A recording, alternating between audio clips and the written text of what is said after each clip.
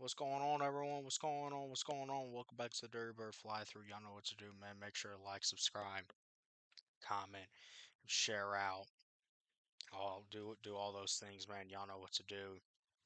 Hit up the Cash App. Um, all all the good things. Show all the support, man. Back here with another Sunday Night Live. I guess you could actually say the final Sunday Night Live of the off season. So yeah, and it should be a good one tonight. It's going to be, well, it's one I'm excited for actually. I'm going to be talking about who you all think is the greatest team in Atlanta Falcons history. So, yeah, very interested what y'all's opinions are on that topic. So, you know, kind of an open forum here tonight, man. Really want y'all's input. Obviously, I'll give my opinion on it, but yeah, y'all know what to do. Hit the like button, subscribe, comment, share out, show support, hit up the Cash App, and as always, that link is coming y'all's way right now, and should be in the chat any moment. It's there now, so hit up that link, hit that link, show support, join the conversation now. The Atlanta Falcons, in their history, obviously the bad parts of Falcons history are talked about the ugly parts of Falcons history, but Falcons have also had their very good moments. Um, they made two Super Bowls, and they've, had plenty of other great teams that some could argue were capable of going to the Super Bowl or at least worthy teams at the end of the day. So, yeah, but as far as what is the greatest team or the greatest season in Atlanta Falcons history, and I'm gonna be honest with you, man, I feel like it's a topic that you know when we really take a look at it, it can mean something different to a lot of people. Greatness to me might not be the same meaning as greatness to somebody else. Um, but at the end of the day, everyone has their own standards. Now, with that being said, I feel like in terms, and by the way, I want to clarify, this is by season. What season do you think was the greatest, has been the greatest in Falcons history up to this point? Now, the obvious answer for a lot of people is 2016, despite the way how it ended. Many people will point to that as being the greatest season in Falcons history. I think that's a fair argument. Definitely the most dominant and the best offense in Falcons history, one of the best offenses in NFL history. Um, the season Matt Ryan won the MVP, the only MVP that the Atlanta Falcons have ever had. Obviously, we know how the Super Bowl went, but we also know the dominance that we showed in the playoffs that year. Also, the 1998 team, the Dirty Birds team with Jamal Anderson, Chris Chandler, um, Terrence Mathis, that defense. Jesse Tuggle was on that team, and those guys, what they did going up to Minnesota and upsetting the Vikings in the NFC Championship that season, um, before falling in the Super Bowl to Denver. And people think that was the greatest team. Augusta Gator in the chat. Augusta Gator, what's going on? Look, Augusta Gator, you want to hit the link? Hit the link, man. Let me know what you think. Augusta Gator says 2016, not even close. Okay, all right. Um, I feel like everyone has their own reason for that, but I think that's a fair fair. I mean, everyone's gonna have their opinion, but that is a fair opinion. Um, but also not the 1998 team. Some may argue that that is the greatest team in Falcons history. Others might argue, it was other teams that didn't make it to the Super Bowl. Was it the 2012 Falcons, who some can honestly, a lot of people can argue they were the best team in the NFL that season? They had the number one seed in the NFC. Um, Matt Ryan, Tony Gonzalez, Julio Jones, Roddy White, Michael Turner. That offense, if you take a look at it on paper, was truly, I think, one of the, most prolific and actually nostalgic offenses in Falcons history. I definitely think the greatest team in Falcons history to never make a Super Bowl. I will say that. And they were in a good position to do so before they lost to San Francisco in the NFC Championship after they had a 17-0 lead. So, yeah, I mean, I think there's a great argument for that team, and then the defense that team had as well with guys like John Abraham, um, you know, Sean Witherspoon, Asante Samuel, others, a lot of our OGs in here, um, they might argue it was actually going all the way back in the day, the 1980 Atlanta Falcons with Steve Barkowski and William Andrews. That was really the first good, great team that the Falcons had in their existence. And a lot of people thought that year that Atlanta was on pace to go to the Super Bowl. Before then, man, the Falcons were not really known. And then they, shoot into stardom at the center of the universe of facing the Dallas Cowboys in Fulton County Stadium in the divisional round. They're up by 2 touchdowns.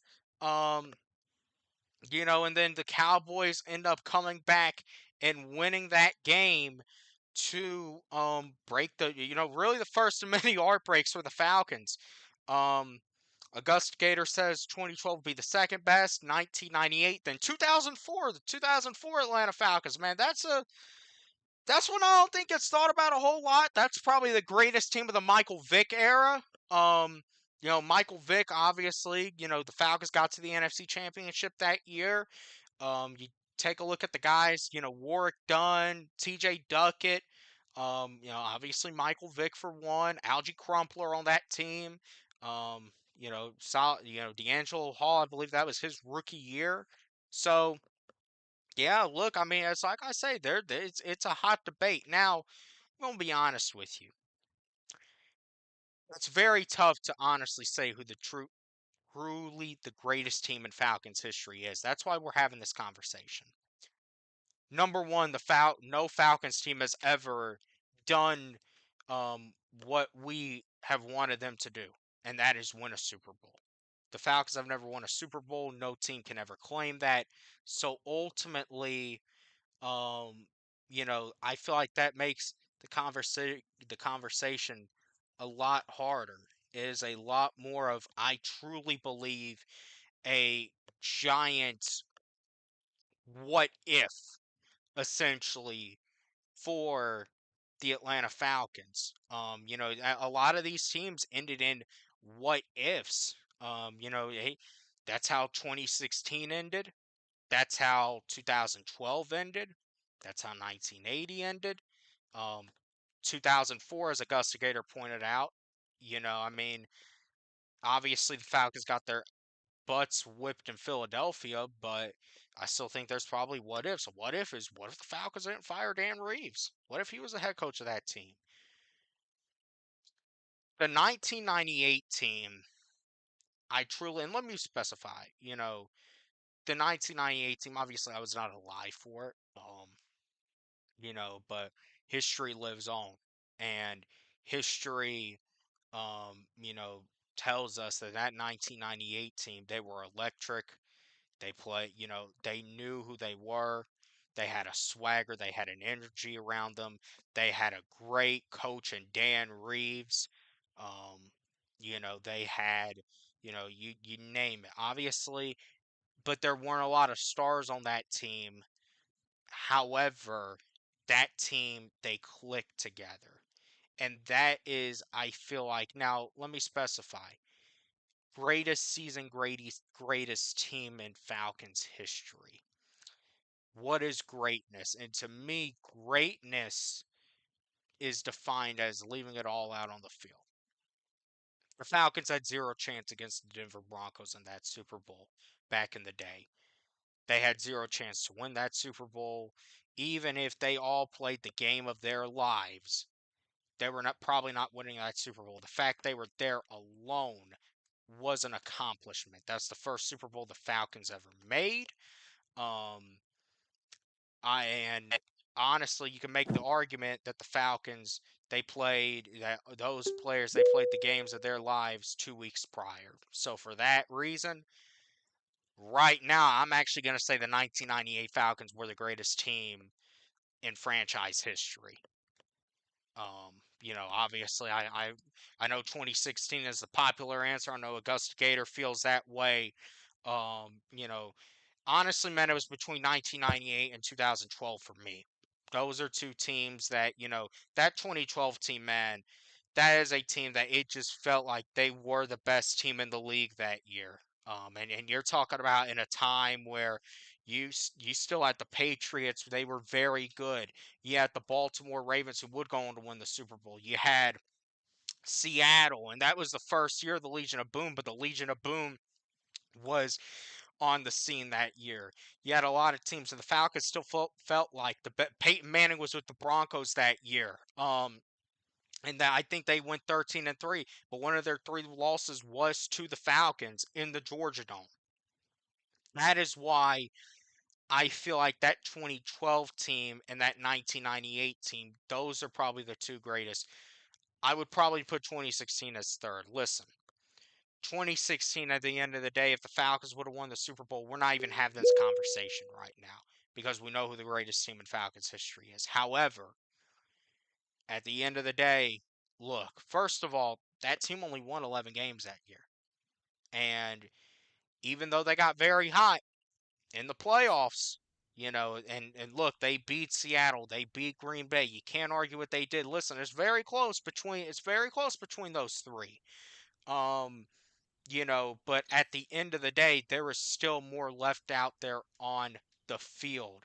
And also, man, it felt like, for a lot of that season, the offense, and obviously the defense didn't have to do a whole lot, but man, the offense was so superior to the defense. Whereas in 2012, it felt a little more evenly matched. 1998, it was more evenly matched in terms of the effort. And obviously, listen, at the end of the day, as I said, that 1998 team, it felt like they left it all out on the field. Feels like with 2012, there was unfinished business. That 2016 team, we know there was unfinished business. But that's why I say the 1998 Falcons are the greatest team in team history. First team to ever make the Super Bowl for the Falcons. Set the franchise record in wins for the Falcons. No Falcons team has ever won 14 games but that team. And even though they came up short in the Super Bowl, take a look at who they came up short to. John Elway and Terrell Davis and the Denver Broncos. Really you really can't dispute that team, man, they left it all out on the field. But I want to know what y'all think, man. What's up, man? What's going on, everybody? Cowboy. What's happening? What's happening? Glad to be a part of this historic conversation. I think some people going to be a little angry because again, until the season start, I'm going to be the double DA. Double DA. I'm gonna be the devil's advocate. Oh, okay. And the district attorney. Hey, man, what you got to call it like it is, though. See the Augusta Gator, I am too. I'm ready to win the Super Bowl too. You would be do yourself a disservice if you did that. Look, you wouldn't do the show a service. Faces, man. That. I evolve, so yeah. I'm coming. I'm gonna come from the hip. Yeah, for real, man. Yeah, I was on in a real heated conversation last night with Matt Mike.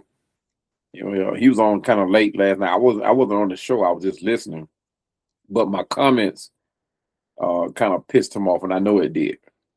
But I'm ready for him to call me up if he's ready to talk about it. But I mean, it got to the point where he even called me a crybaby. Like I got into my feelings. Did he now? Did he now? Oh, that's the Yeah, catchphrase. What? yeah. Well, look, man, that's something that y'all say down there. What exactly does that mean? That What you're in got your into your feelings? feelings? Yeah. What exactly does that mean? You're talking more from an emotional standpoint as opposed to reality. But who can But say that? How can anybody say that? but you know what though? The thing is, he was dead wrong because I never talk from my emotions. That's what I'm I never saying. do it.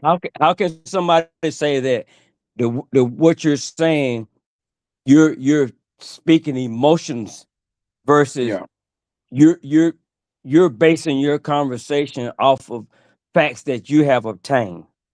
but you know what? You know why they say that? Because they don't have a rebuttal to what you're saying. So their Yeah, best it becomes comeback, personal. you're right. Their best comeback is, "Oh, you in your feelings." No, I ain't in my feelings. You just can't match my conversation. Where the thing of it is, when a person said that you're in your feelings, obviously they're in theirs. To Exactly. even take it to that Exactly. level. Now, see, it's one thing to have a difference of opinion. That's all Right. well and good. I'm ready to accept that. But don't say I'm in my feelings because you don't like what I just said. Yeah, I was told that last week myself, and I was trying to wonder what they meant about that because I was not emotional about what I was talking about. I was just speaking Hmm. from the facts that I had gathered, and obviously it was because that what they were saying I didn't agree with. Right. Cause Right. I'm nowhere near being a yes man. Yeah. Yeah. You know what I'm saying? And Right. Right. until we can talk as men, grown men, and learn to Hmm. respect opinions, even if it's wrong. If you feel that way, Right. cowboy, let me give an Right. example. When you was on the JPJ thing, right? Right. Man, I was up there with you, man, and I was going left all the time from what you were saying, and Hmm. you never once attacked me personally. Oh, I would never do that. You I never would never once do that. attacked me personally. Yeah. You see, the thing is, there are things that I was considering and looking at that hit me more than it would hit anybody else. Right. And Right. that's like we had a discussion today about what was the cornerback that just got released from the Lions, the one that did the one that just got in trouble. Yeah. Terrion, is that his name? But Yeah, the yeah, one there was for the a rivalry discussion and all of about that. him. Yeah. And a Oh, lot of people felt like, hey, he got caught up in the moment. He had the right to do what he did. So yeah, of course I got into that argument too. And one no, thing I would he's tell supposed to call the anybody, police. yeah, exactly.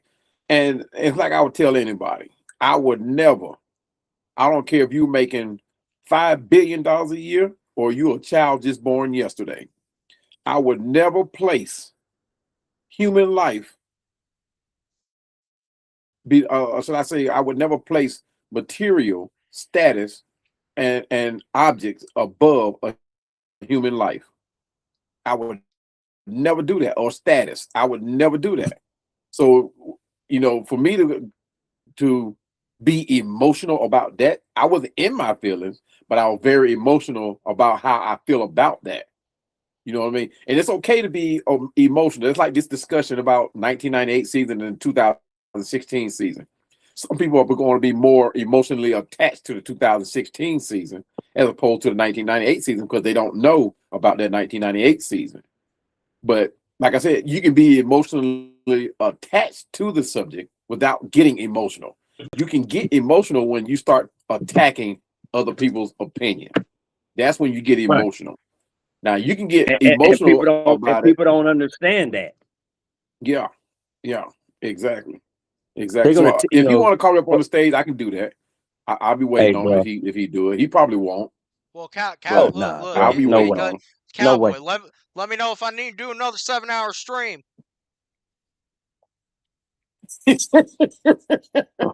Hey, bro. And It, that, it, it, and really, man, with that's and I tell Chandler this behind the scenes all the time, and this is just my own. I'm an advocate for this. mhm. I'm gonna try to heal this Falcons fan base Right, as far as bro. how we our etiquette. Hmm. You know what I'm saying? Right, How we move, how we talk amongst each other. Because man, these right. platforms are powerful, man. And Yeah. if look, man, I was in I can't say it. I can't say the name of it. Like it Massa House, whatever it is. It's in Virginia, Massanutten Mountains. And I had on some Falcon gear, of course. And Hmm. we was talking about the Falcons, right? Okay. And I could just tell because they watch content on YouTube and on other Right. platforms. And some names they brought up. And but I could tell that they knew that we had overall, because they say one bad apple could spoil the whole barrel. Exactly. That we're toxic. Yeah. You know, Yeah. they were more concerned about Hmm. that than they were the quarterback situation or whatever. Because I kept going back to the quarterback situation. Right. Trying to Right. get them out there. But yeah, I'm gonna try my best to speak positive life into this fan base, man. Yeah. And I've only been you know, doing content for about a year and a half, maybe 2 years. mhm. And I've been trying to do that ever since I started. I've been like, hey man, if above all, if you don't have anything good to say about the Falcons, like don't belittle the Falcons. Don't berate the Falcons. That If tear you my don't like it, nerves all to then pieces, say bro. your piece on it. Yeah, I mean, say your now when I go on other platforms, like especially like the Saints, and I only see this on our platforms, bro. I only see this on Falcons platforms where Falcon fans will attack other Falcon fans because of their opinion. And they will come And, on other platforms to do it. and Like I was will on the Saint one of the was it Big Q? It might have been yeah, it was on Dolph. I was on Dolph platform, keeping it real. And it was a Falcon fan, one that I had never heard of, but he claimed he was a Falcon fan. And he attacked my opinion like he had something to gain from it. Like I didn't know what I was talking about. I mean, even if I didn't know what I was talking about, why are you attacking me? it didn't deserve that. Yeah, and I'm like I said, dude, I've been on the Bills, I've been on the Panthers, the Saints, Bears, Green Bay. I've been on all these platforms, and I have never heard or seen any comment that attacked either the host or the guest because of their view on on a specific team on their team. Even even the disrespect is respectable if that makes sense. Like it's from a fanfare Cordial. base. Yes. It's not nothing to belittle the host or belittle somebody's opinion. Somebody might come up and say, "Oh, yeah, who that's in the house and all that type of stuff." And I might respond, "Rise up," that type of thing. But it's never to the point where it says, "Oh, this guy don't know what he's talking about. He's delusional." It's never to that level. And our fan base is the only one that does that. The one that I've been on. I'm going to say that. But like I said, man, I'm waiting on because like I said, it got tense last night. I know he wanted it. I know he wanted to say, man, if you don't shut the. I mean, he got down to y'all know how Mike does. He downright belittles people, but the thing is, I'll be waiting for him to call me up, but he knows how I move, By the so way, he I need probably to won't call me specify. I up, need and to I hope he. specify as I specify for every stream. The link is open to Yeah, everybody. yeah, and you know how I move, so he probably won't call me up. See, I'm all about respecting you as long as you respect me. But when you go as far as saying like stupid, you know what I But mean? Cowboy, Don't make sense. but Cowboy, you were warned. Hey, I'm ready for the content. I'm You ready for were it. warned. Yeah, Well, yeah, well, yeah. I I was warned. it's I just sort of funny to was, me, boy. and I was It's funny warned to by me. one of the other close content curators Oh yeah. that I associate with. He told me Oh flat out, yeah. be careful. Yeah. Yeah. Yeah. That's what he told me. But So, hey man. and I know he meant that by being on the same stage with them because they act outside of the stage and all that type of mess. But they don't call me cowboy for a reason. I do more than just ride horses. Shit, Hey, you And the sound thing it is, motherfuckers I up the respect other the day. man. hey man. I respect a man who respects me. You see what I'm saying? Hey, I don't belittle you, so I don't expect you to do it to me. well, We can keep it, and I'm not trying to start nothing, but at the same time, I keep it somewhat professional on here. You know what I mean? I don't send no threats, and that's not my game. That's not my game. But I keep it respectful. I've always yeah. respected every Falcon content creator because I respect the game. I respect my Falcons. I'm loyal to the Falcons. It will always be the Falcons. But I'm not going to have you trying to belittle how I feel about the Falcons because you don't know where you stand with the Falcons. Ron, what's up, Ron? Yeah. Hey, let me give you. You know what So, I was thinking about something, right? About that, and mm-hmm. I'm gonna share this with you. And you know, I did a video on this channel. You know, just my views of the different levels of fandom, and you know how this the chain of command works in Right, being a fan. right. Do And not. I'm gonna share I this don't care. with you. I don't care what platform you're on, man. Mm-hmm. And I'm not saying to judge anybody, but you go to games. Yeah, You know what I'm saying? You're invited to suites.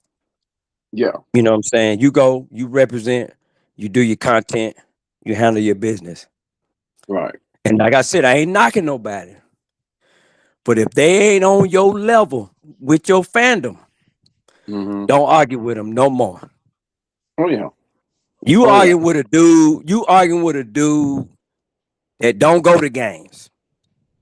Right, right, right. Got a strong platform, number wise. Mm-hmm. See, I got Yeah, caught up in that mess. I traveled from North Carolina to Georgia, go to right, games. And like Wolf said, shout out to Wolf respectfully. Every game I go to in Atlanta is a away game for me. right, I put in effort, money, time. I made a commitment in 2008, and I'm sitting here arguing with cats that don't go to the games, right, bro. right. Up to the point where I'm helping them get clicks Yeah, on their exactly. platform. So, the same calls you got with the same calls I got. Yo, man, Yeah, stop going over there because you getting their right, numbers up on the off season. So right, I right, stopped right. going. I'm done. Yeah. Name still See, got called, the but thing with but me I didn't is, respond. mm-hmm. See, You see what I'm the saying? thing with me is, I enjoy. This is, I mean, when I say enjoy talking Falcon football, and I do it with anybody, everybody. I don't care if you're 2 years old or you 82 years old. I will talk Falcon football with you. And like I said, my Me wife too. hates it because when I'm out and about, I always find somebody. I'm Right. always find somebody. I'm repping my Falcon gear. I got the hat on, got the jersey on. You know, I'm repping Falcon gear. People can't help but say, "Hey, man, you must be a Falcon fan." So when that happens, yeah, my wife is, she reaps the. I ain't gonna say reap the benefits of it, but she.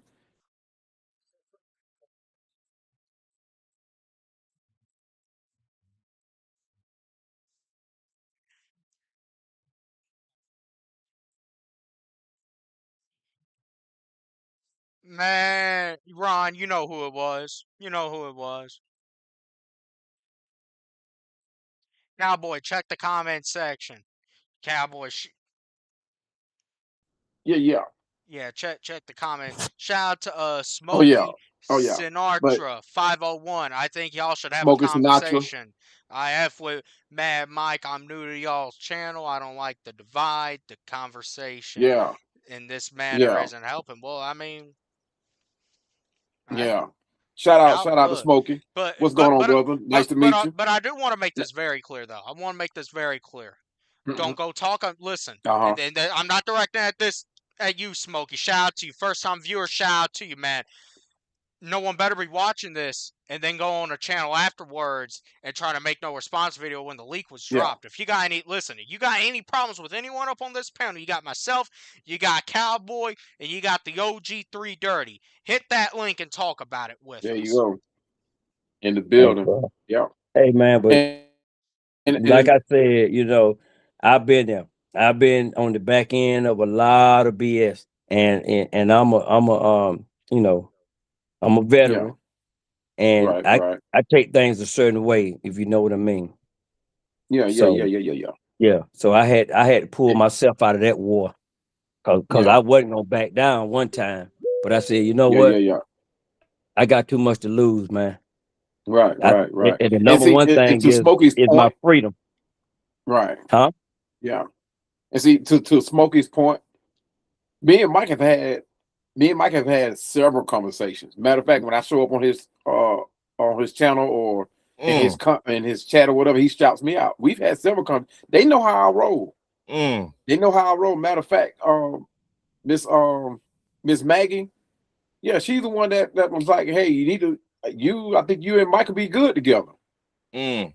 Hmm. because of how we do content, you know. Oh, And I know she was speaking as far as from his followers, and the way I put out content, you know. uh, I know she was thinking in that aspect as far Well, as business, if it right? stayed But one business, thing I don't want to if it do, stayed yeah, business, if it if it stayed stayed Cowboy. business, professional, yeah. it would be great. But That's what's why I going hung on, Ron? around because I Yes, knew the sir. potential was there. What's up, Ron? Yeah, What's up? How y'all doing tonight? Ron, who do you Cowboy. think is the greatest team in what's Falcons going on, history? Ron? Huh? What? He want to What know Who? who who you you think is the think the greatest team in greatest team in Falcons? Falcon history is. Yeah. Ooh, that a loaded question right there. That that that loaded. That like It's a you good one put though. the good one. Ooh, shit. That's a Yeah, double it's a good barrel one. shotgun. Hell yeah. Hey, Ron, can I quote Ooh. you? Can I Huh. quote you? Yeah, hold on for a minute. It depends on who you ask. There you go. Yeah, yeah. But you know but what though? I'm gonna say I'm gonna add this. but It's not even close to me. but It's I not want even close. I want to say one thing to Hmm. Cowboy, you been holding down a long time, dog. A long I'm gonna time. keep it that way. Right. I'm on I'm gonna give you some game right quick. The people you think it cool, not cool. Yeah, You yeah. know what I I already mean? know that. I I've don't already got want the messages. right. I don't want to say no names, but if Hmm. anybody fuck with you, they got to go through me. Look, I'm one thing I did when I was 14, 15. I got into a little situation, Right, and I thought it was okay to include my brother, right, right? But I found out later, like, hey, this is your business. Exactly. You need to handle it. But he was there to support me, right, right? And see, one thing I don't do, I don't instill strife. right, I preach togetherness. You know what I mean? right, I preach one, right?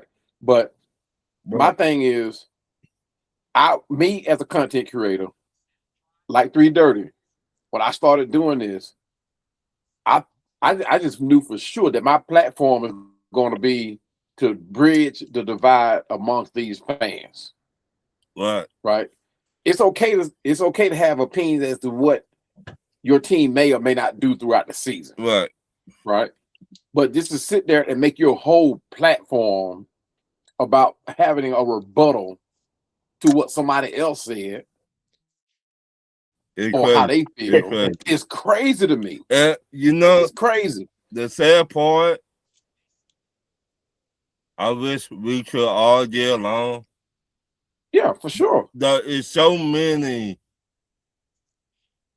fans, Atlanta Falcons content. We all do the same thing. Yeah, absolutely. And me, I not no bully or nobody like that, but right. Man, I say you my friend. Man, I say y'all my friend. Right. I would be 100 with you. A lot of people don't keep it 100 in their business, Rich. A lot of people don't see the same how you see stuff. They be talk shit, they be smile in your face, but talk shit behind your back. Right. That I know. I found that out. Right. That's why I got that phone call right after the show, because it was a full panel that day. And not long after the show, I got the phone call from somebody who's on the show with us. And he said the same thing you said, like, hey man, be careful. Be careful, dog. He said, I feel you. You're a huge Falcon fan. I like your channel. I like your content. I like you as a person. I rock with you. Right. But man, be careful. And this is somebody who's on the show with them. I rock with all but y'all. Me, I'm the type of person, and I ain't gonna try to keep this up because I know we got a great show tonight to talk about this 1998, 2016 debate, right? But I'm the kind of person that will throw all kind of things aside to talk Falcon football. Right. You see what I'm saying? Whether you're how you feel about it, what you think about it, how long you've been a fan. I don't care if you started being a fan yesterday. Right. I'm gonna rock with you. Right. Like I just got a subscription from a guy, and he only got like 30 followers, and he subscribed today, and he just started doing. Well, I'm gonna say he just started. He's been around for a minute, and he said he found my channel. Right. And he was like, "Man, I didn't think nobody could feel this way about the Falcons." And he just, and I mean, Glenwood Lanes, I think it was the name of his channel, Glenwood Lanes. I need to check him out. Young kid. Pin him in the chat, man. Yeah, he's a real young kid, and look, for him to have that much optimism, and he hasn't seen no winning season from the Falcons. Right. I think the only winning season he probably seen was 2016. Right. But he hasn't seen no winning Falcons, right? He had not seen 1998. No, I don't. He might not be 20. that old. He might be in his 20s, so you know that's a young buck. Yeah, he's a young guy. He's a very young guy, but his content, you could tell he's a Falcon fan. Right. He's a Bulldog fan. He's a Georgia fan.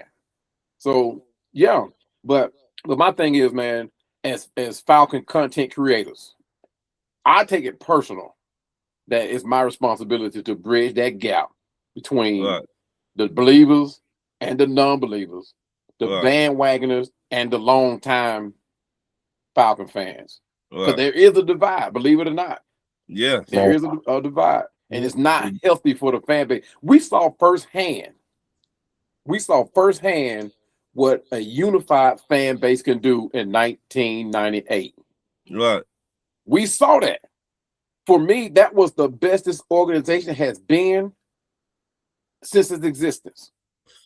I could care less about what happened in 2016, how we looked in 2016, but from the team owner on down, it's the best we looked as a unit, as a overall. That includes the fan base, the team, the organization, the locker room, that includes all of that.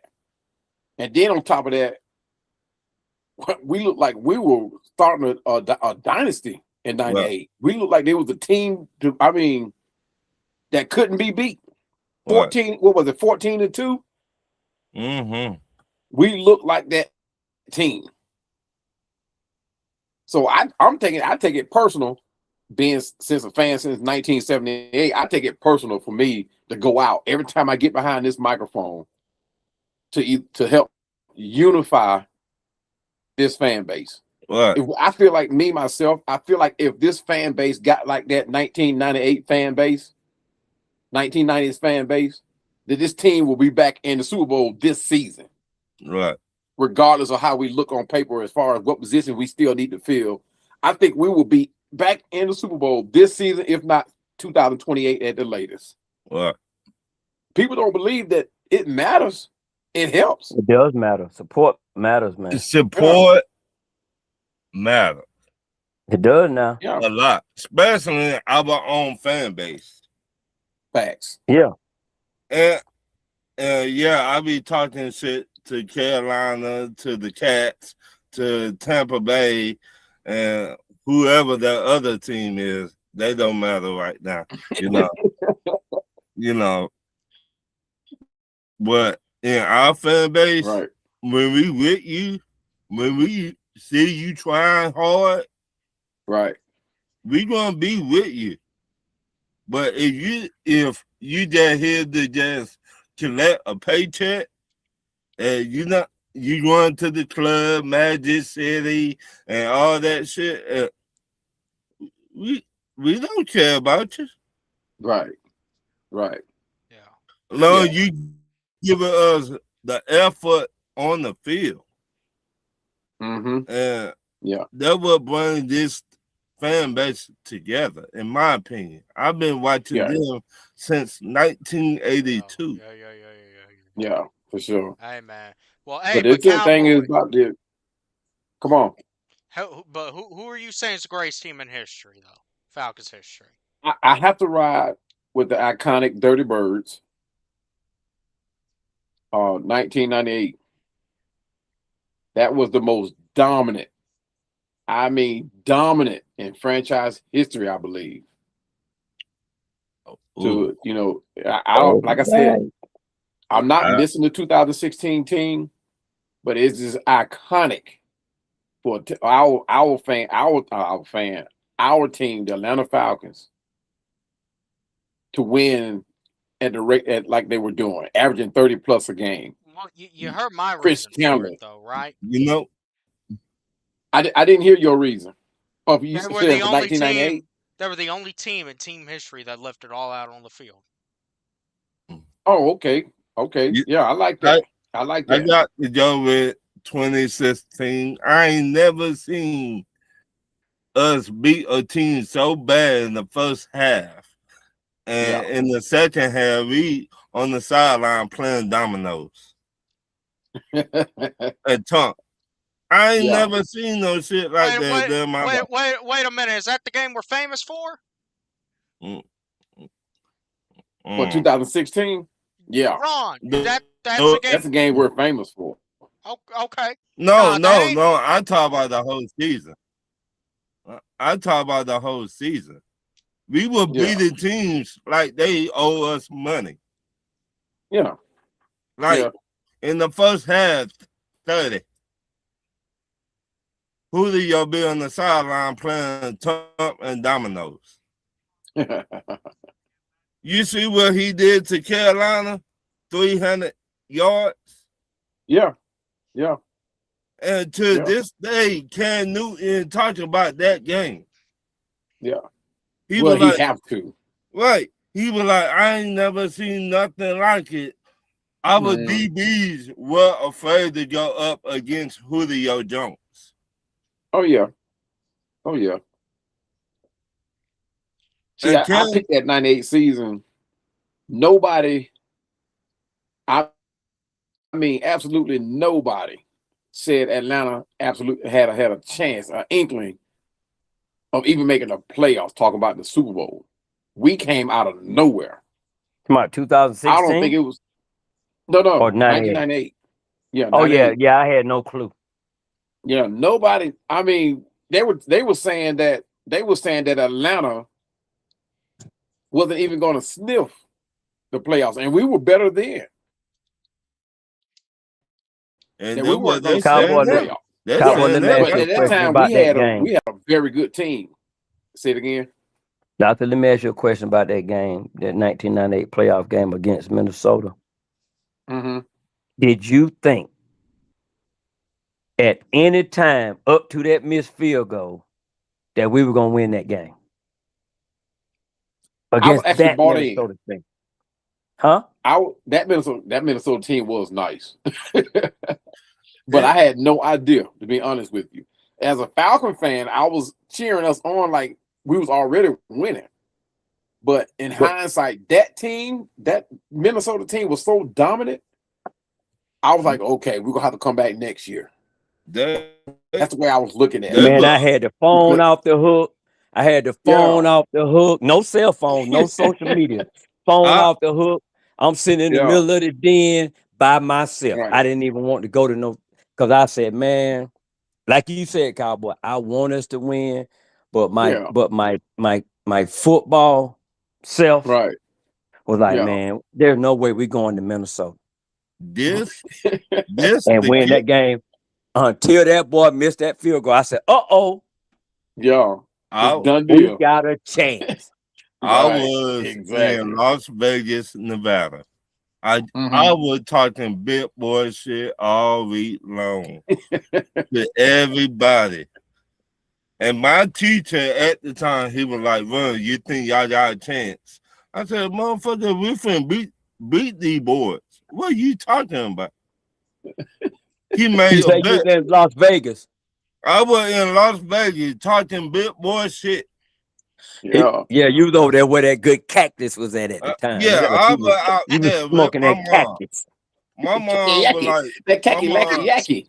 my Yeah. mom was like, "Run, no hit football. Who's going to win?" Man? I said, "Atlanta Falcons." Mm-hmm. Yeah, The week yeah, before, my teacher came to me. He said, "I bet you $300. Atlanta finna lose this game." I yeah, said, yeah, time we beat them." I called my teacher. I said, I need my money now. yeah. I need my money right now. He said, "What do you mean?" I said, "We just beat the brakes off of Minnesota, your team." He said, "I ain't see the game." I said, "You don't need to see. All you just need to do, you need to send me my money." Right, right, right. He was like, "Holy shit. I got to hear this shit." I said, Yeah. "Then skip it." Wait a minute. And You I'm got gonna tell you $300 on the that game. You ain't even watching it. Right. He that wasn't even watching it. Cause he probably thought wow. it was a for sure thing. What? Mm-hmm. Yeah, that for Yeah, sure thing was in my pocket. yeah, Hey, look, yeah. and the crazy thing about it was, I know you know the little bit that Jamal Anderson made with Dan Reeves. Yeah, Right. yeah, This he just had to this do the just show you how unsure or just a doubt. He said, if we mhm, win that game, you got to do the dirty bird on the platform when right. we get the trophy. Now Yeah. those that have followed Dan Reeves' career, he was a very stern, no nonsense guy. Mm-hmm. No Right, bullshit. right. There Very was no subdued. there was no way that under normal circumstances that Mm-hmm. Dan Reeves would have agreed to that. Right. But because, and I'm just talking now, again now, there's three dirty, just You talking. right. You right. For him to do that, he he stepped outside of his own world and said, you know what? This Mm-hmm. might be the motivation that these guys need to go to Yeah. Minnesota because they want to see me do the dirty bird. Yeah. Yeah. And that's what we're talking Exactly. about the fans. That's what we're Mm-hmm. talking about.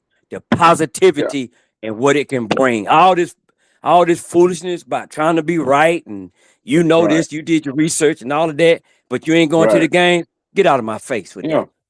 that. Yeah. Let's talk And about. see, Let's be people. positive. There you go. There you go. Let's And be see, what people positive. don't understand was that Dirty Bird. That was more. That was more than just a dance, right? That was a cultural shift. That was a It was a ritual. movement. Yeah, I mean, it became so much of a cultural shift and movement that people yeah. are still doing it today. People still do I it heard today. Maggie T When the said. Falcons. I heard Maggie T Go said ahead. they were doing it in school. Yeah. Yeah. Yeah. You, Said they were y'all, doing the Doing it Dirty in Bird in school. school. I Yeah. was in Las Vegas doing the shits. Yeah. And see, that's what Small positivity will do for you. Anderson. Now people say it was Tony Gonzalez who started. You know, it was an No, argument about it. You know, Santiago. they say it was Tony Santiago. Gonzalez. Santiago, I Stop. mean. Santiago. Santiago. And Yeah. I'm sitting up here. I'm sitting up here looking at the thumbnail. So Mm-hmm. But see, the that good channel thing got about a, that that was was a good one. That was a good one too. But you he talk about what actually that Dirty Bird dance did, and he you know understood. Atlanta's all about show anyway. Right. It's all about show anyway. So for fans to do that when the Falcons scored, man, they were doing a Dirty Bird down Northside Drive. Mm-hmm. They didn't care. They were drunk. They were holding their kids. They were trying to cross the street. They were in the middle of the street. Everybody, they were doing the dirt. Even the policemen were out there doing the Dirty Bird. So you talk about something that moved a city. Now, 2016 was a good one, right? But we were more confident in the 2016 team going through the playoffs than we did the 1998 team. Yeah, I Because didn't see it coming. Yeah. we didn't nobody see it coming. But the way we were beating these teams, because when we won, it was like, okay, how long are we going to keep this up? That's what our mindset was. I knew I was like that. Well, How long are we going I to keep was winning? like that too. Win and losing going to start. But when they ended up being 14-2, I was like, oh my goodness, we may have something here. And the only thing that brought me back down to reality was the age of Chris Chandler. That was the only thing, because I knew he was going to be able to be there for about 1, maybe 2 more years, even after the Super Bowl. Mm-hmm. So I was like, okay, that's the only thing that I can say. Oh man, who we gonna bring in? Who we gonna get? When we ended Hey, up look. bringing in Michael Vick. Yeah, exactly. Hey, Is he gonna? hey, And I thought we were actually gonna be better with Michael Vick than we were with Chris Chandler. I actually thought that because Michael Vick was actually a weapon. So I was like, okay, we're gonna be better than the 1998 team. To be honest with y'all, Wally White was talking about the year Michael Vick got drafted to us. That was our Super Bowl year. Yeah. Wally White said this.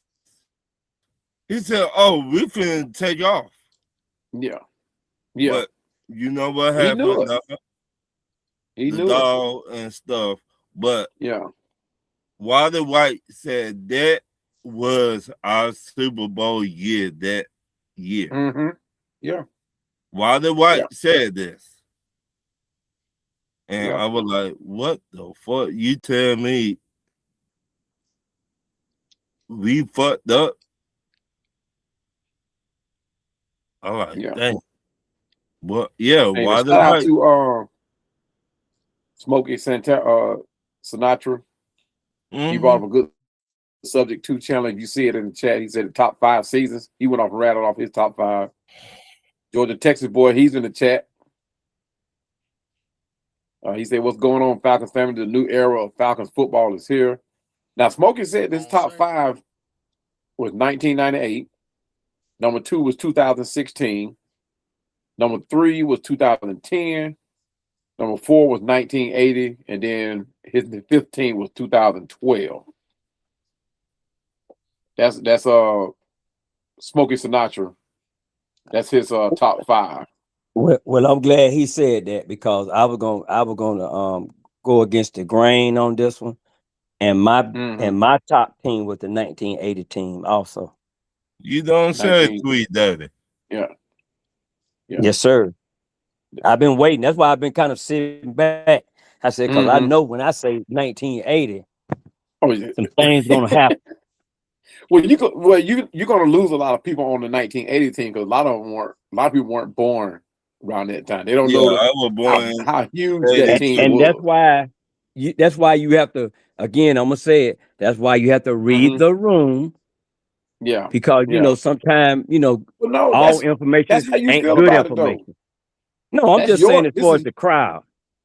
As oh far okay, as the okay, as okay. far as the crowd, they'd be like, "What? Yeah, 1980, man? I don't know nothing about no 1980." But then when the yeah, time come, I'm gonna explain it.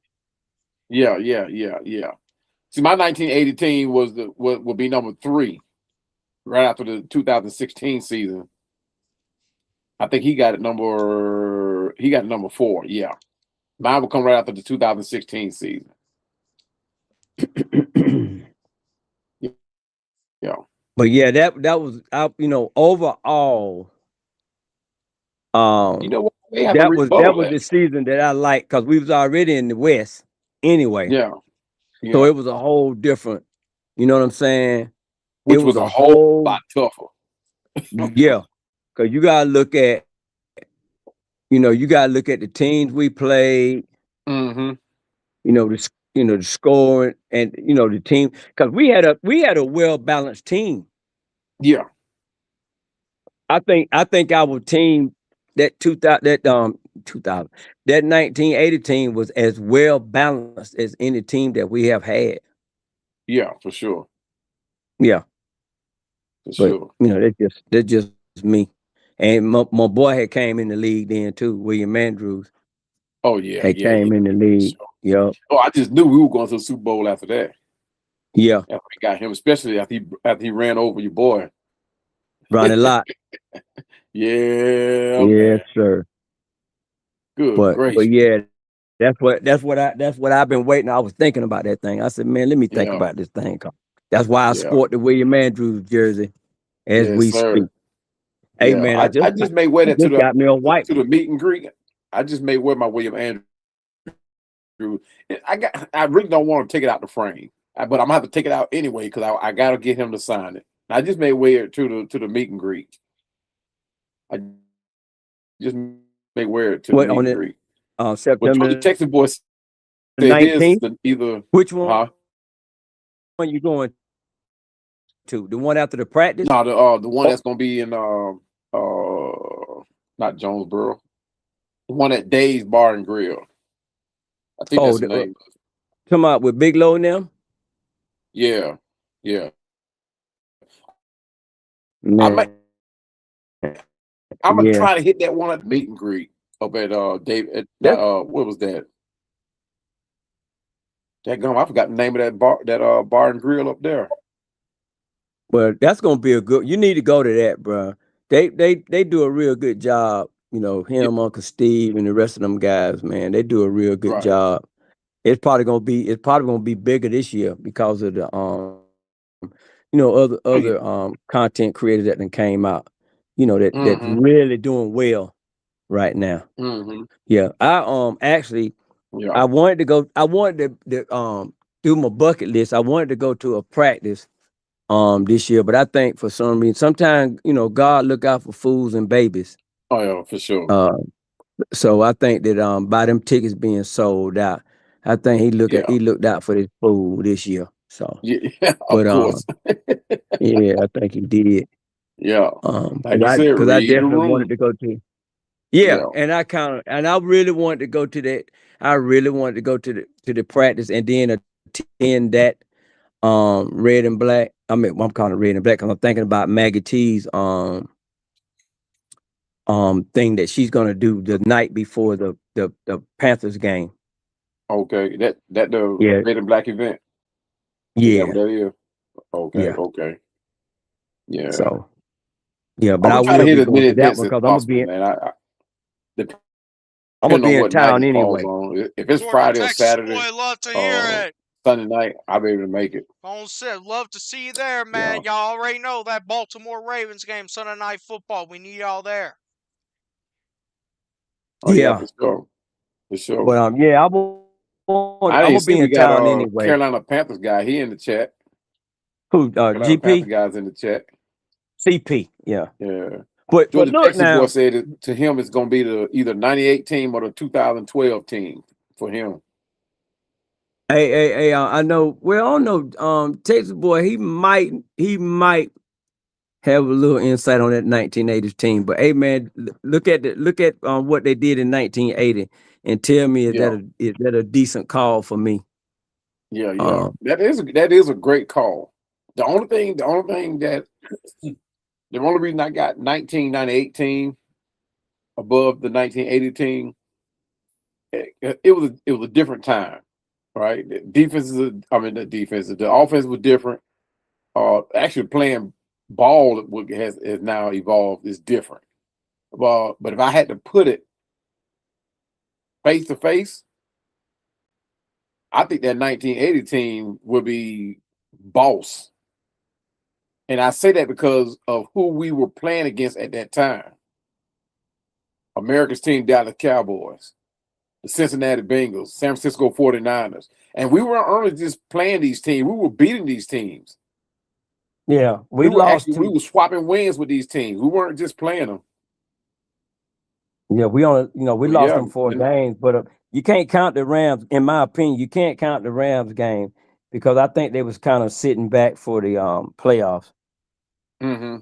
Yeah. So, Yeah. but you had like a 8-9 game winning streak in Yeah. 1980. Yeah. Mm-hmm. Yeah, but then we ran into that juggernaut. Woo! Yeah. 27-30, but that hurt, boy. Woo. But see, that's why some people that wasn't around, they don't even Mm-hmm. realize. That's why that 2016 debacle, Right. to me, 3 dirty. I already been there. Yeah. You know what I'm saying? Yeah. I already been there. I know how it feels when you get drugged down when you think you got him. Yeah. You know what I'm Oh, saying? I've seen it far too many times, bro. And then you mess around. And the thing about it is, and this is the thing that a lot of people, if you old school in a way, in a mindset, Mm-hmm. you'll take those because you didn't get beat by no chumps. Exactly. When Dallas came to town, you didn't get beat by no chumps now. Man, you talk about a movement in itself. When Dallas Right. came to town, we think Pittsburgh bring the noise. Dallas came here, man. But at the same time, too, we were there. We were rising up too at that time. We Yeah, were exactly. in the stadiums. You know what I mean? Fans were out Right. there. It wasn't just opposing teams that came to these games. When the opposing teams came to Atlanta, they had to do the wait and see will call tickets, or they scalp the tickets because the real Falcon fans, had done bought up all the good seats. We were in there. Now, granted, I didn't have to pay for them at that time. I was still a little knee high to it, but the fans, the Atlanta fans were in there. That sea of red was in there. That sea of white was in there. And you talk about let's just say how the Steelers make this place look. That's how we made the dome look. That's how we made Fulton County Stadium look. We need to get back to that. That's a huge miss for Atlanta, not having Yeah. true Atlanta fans in the stadium. Yeah. And see, another thing about 1980, I guess the time was good for me also. I had just I was graduating high school. The music was serious.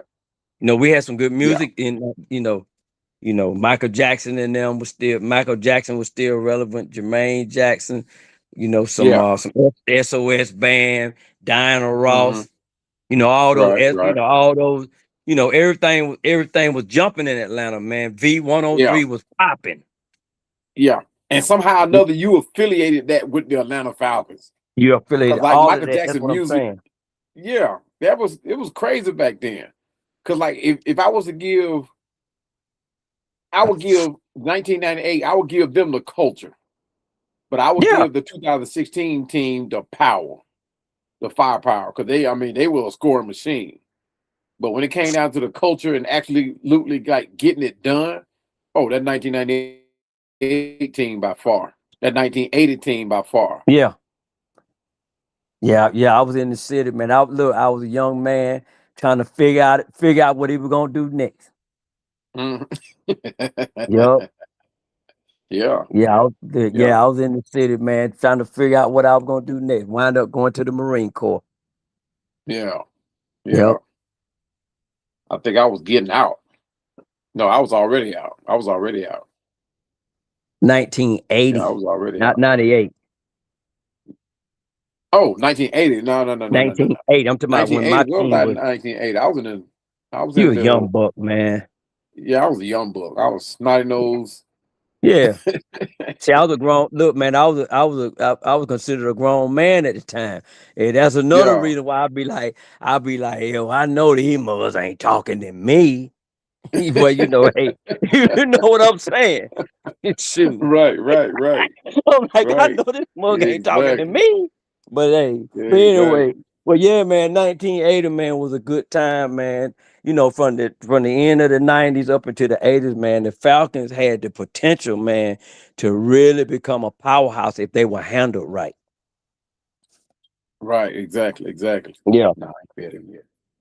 So yeah, man, it Yeah. was and then after that, see, I kind of fell off the map for about 4 or 5 years after that, with that military thing.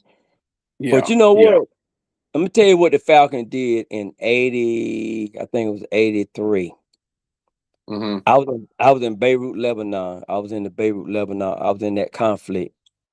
And Okay, okay. the Atlanta Falcons sent their cheerleaders over to Beirut to Oh, look at entertain the that. troops. Yeah, I got it in my filing cabinet. I got some autographed pictures of some of the cheerleaders Right. that came over there. And so yeah, those teams, man, were those teams back then, man. I guess I guess I might be in my feelings a little bit about those years, um, because they had some personal um good times also. But I still stand Right. on that team, that 1980 team, being well balanced Right, right, right. defensively and offensively. Because I think if you look at the numbers, if you look at the quarterback numbers, Mm-hmm. man, he had a great, I think, 20 something touchdowns, about 3,500 yards, um, had over 15 interceptions though. But you know how back then, man, a lot of those interceptions came from the way they were allowed to play. Right, right, for sure. You Yeah. better believe that now. 'Cause hey, look, back then, running across that middle, exposing yourself. Remember how Julio used to make Matt Ryan? He made by the way, Julio made Matt Ryan look good. But how Julio used to go up and grab Matt Ryan pass, and he exposes himself. Yeah, He overextends and try to catch a ball. Back then, you second guess. You get hit one time, and you second guess the next time you did it because you had people like exactly. running lock, Steve Atwater. You had those kind of guys that were waiting for you to do that. They What's his would name allow you to changed the catch it. game on it. They would allow you to catch it. Yeah, they dare you, man. What? You Come better on over ball here up and catch it. you better curl up while you're in the air. Yeah. Yeah, you're right. Hey man, Because they didn't know, man. coming down, you will hope to hit the ground. It was no tackle left undone back in those days. Back in those days, you missed a tackle out there, you getting clowned. Yeah, Now it's looked out. You see missed tackles all the time now. But back then, shoot, it was bounty. A bounty, it wasn't even a matter of getting paid to do it. They wanted to do it. They were them glad to guys, do it. They were them guys they were trying to violent, hurt you. man. They Yeah, were violent, man. yeah, they were, man. Shoot. You miss a tackle back then and see what happened. And the only reason why they didn't clown Ronnie Lott when William Andrews got him, because they already knew what the deal was. You Oh talking yeah, about sure. two of the top hitters, thumpers in the Mm-hmm. NFL just met right Right. there. And see but see the thing, a lot of people that don't know William Andrews and how his style was. He started this in high school. Right. He lifted his legs very high when he ran Uh, because yeah. if you came to hit him low, Right. you were gonna get one of them tree trunks. Yeah. That much You is true. That much is true. that's that You're exactly right. and so defenders had to, especially when he got past the line of scrimmage and he had a full head of steam, Right. they was not gonna come at him any kind. Well, no need to hit him up high, no way. So Right. if you're Right. gonna try Right. to hit him in the middle, you're gonna catch one of them thighs. Yes, sir. We call back And in the day. We used to call that getting trucked. yes, sir. Getting. So Man. if you look at the play, you'll see that by the time when Ronnie Lott came in, that leg Mm-hmm. was high, so he really didn't have a good shot, no way. And William Andrews, like you said, he trucked him. Mm-hmm. Only thing we're Yeah. missing was the horn. Yeah. That's it. That's And it. yep. And And and look, that was actually a part of a running back's game back then. yeah, You that's what had I was fixing to people. say. Yeah. But like Gerald Riggs, uh, John Riggins, William Andrews, Earl Campbell, even Eric Dickerson, and he wasn't as heavy as he wasn't as heavy as a William Andrews or Earl Campbell. He wasn't that heavy. But then you had Franco Harris. You had all those guys, man. They trucking people. There was no such thing as running away from a tackle. They would rather No, run through you. No, because back they then, were game also management. establishing. They were Mm-hmm. also establishing the tone of the game. Mm-hmm. Like I said, make business decisions. Yeah. Yeah, yeah. I'll be over there. I'll be back. I'll be over there, back over there in a couple more plays. Yeah. Yeah. After you shake off that concussion. Yeah, yeah. Well, they used to call them cobwebs back then. Remember? Yeah, cobwebs. Yeah. Yeah. Yeah. Yeah. Now the Do they even cobwebs. Now you going in a tent. do they even use smelling salts now? Oh yeah, Smelling for salt. sure, man. The only time I used somebody used a smelling salt on me when I was boxing, and me showing off, I got caught with one. My brother caught me. We were boxing out of two separate boxing clubs, Mm-hmm. and he caught me. And I knew I was doing something I had never done. I'm showing off, thinking I'm Muhammad Ali, showing off, and me, I was that toe to toe type of guy. I wasn't about running nobody down, you know, trying to corner them, pulling them on the ropes and all that. No, you gonna fight me, you gonna go toe to toe. And yeah, me that day fighting my brother, I was gonna play his game. And he was faster than me, but I was stronger. And that joker caught me in the second round. All the next thing I heard was my mama calling me. And they had the smell of salt. They were breaking that. I heard them break it. Crack. Yeah, they used to pop them. Yeah, they used to be in the little Mm-hmm. capsules. Yeah. But Yeah. boxing is because I boxed a little bit in the Marine Corps. Used to box in the smokers Right. when we was on Oh yeah, ship. yeah, We yeah, yeah, yeah. used to get in the smokers. And I Right, learned one right, thing because I never boxed before I got there. I had decent hands, but right. there's another side to that too. You got to be able to take those punches too. Yeah, for sure. And I'm For sure. boxing flyweight, right? And I'm boxing little guys that's been boxing, smaller guys, the Yeah. Hispanics. Yeah. Them boys thought they were Roberto Duran anyway. And I'm giving up good combinations, right? And they Right. taking the punches. And I Right, and that right. kept me It just scared me. I'm like, wait a minute. Now, I just gave this dude a 2-piece Right, right, blood, and he's still looking at me. right, right. And but, but but then when he give me his combination, Oh, I want to quit. right, So, so I I say I'm just gonna stick to the speed bag and the heavy right. bag. You know what I'm saying? But I was like, man, I started this thing too late. I ain't going nowhere with this. Yeah, right, right, right. So Yes, yeah, my you brother, got a lot of cat. he was in a lighter weight group. I Yeah, was heavyweight. Yeah, my brother, he was in a lighter weight group, and his boxer didn't show up, or his opponent didn't show up. And mine at the last minute decided he didn't want to box, so they put us together. I'm like, shoot, I got my brother. you thought you were gonna maul him. That's what you thought. I thought I was gonna maul him. I sure enough did, because I Oh was shit. catching him and like I was hitting him, but every time I was hitting him, he was looking me back in my face like, "That's all you got." Yeah, but smaller I guys, mean, he they was know how to literally flip looking like, punches too. okay, yeah, yeah, Yeah. yeah. And I'm talking about, I was getting him.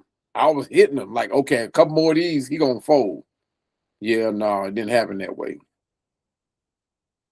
Yeah, Yeah, I remember them days. But but yeah, that was that's just how the one of them things you guys. gotta watch out for.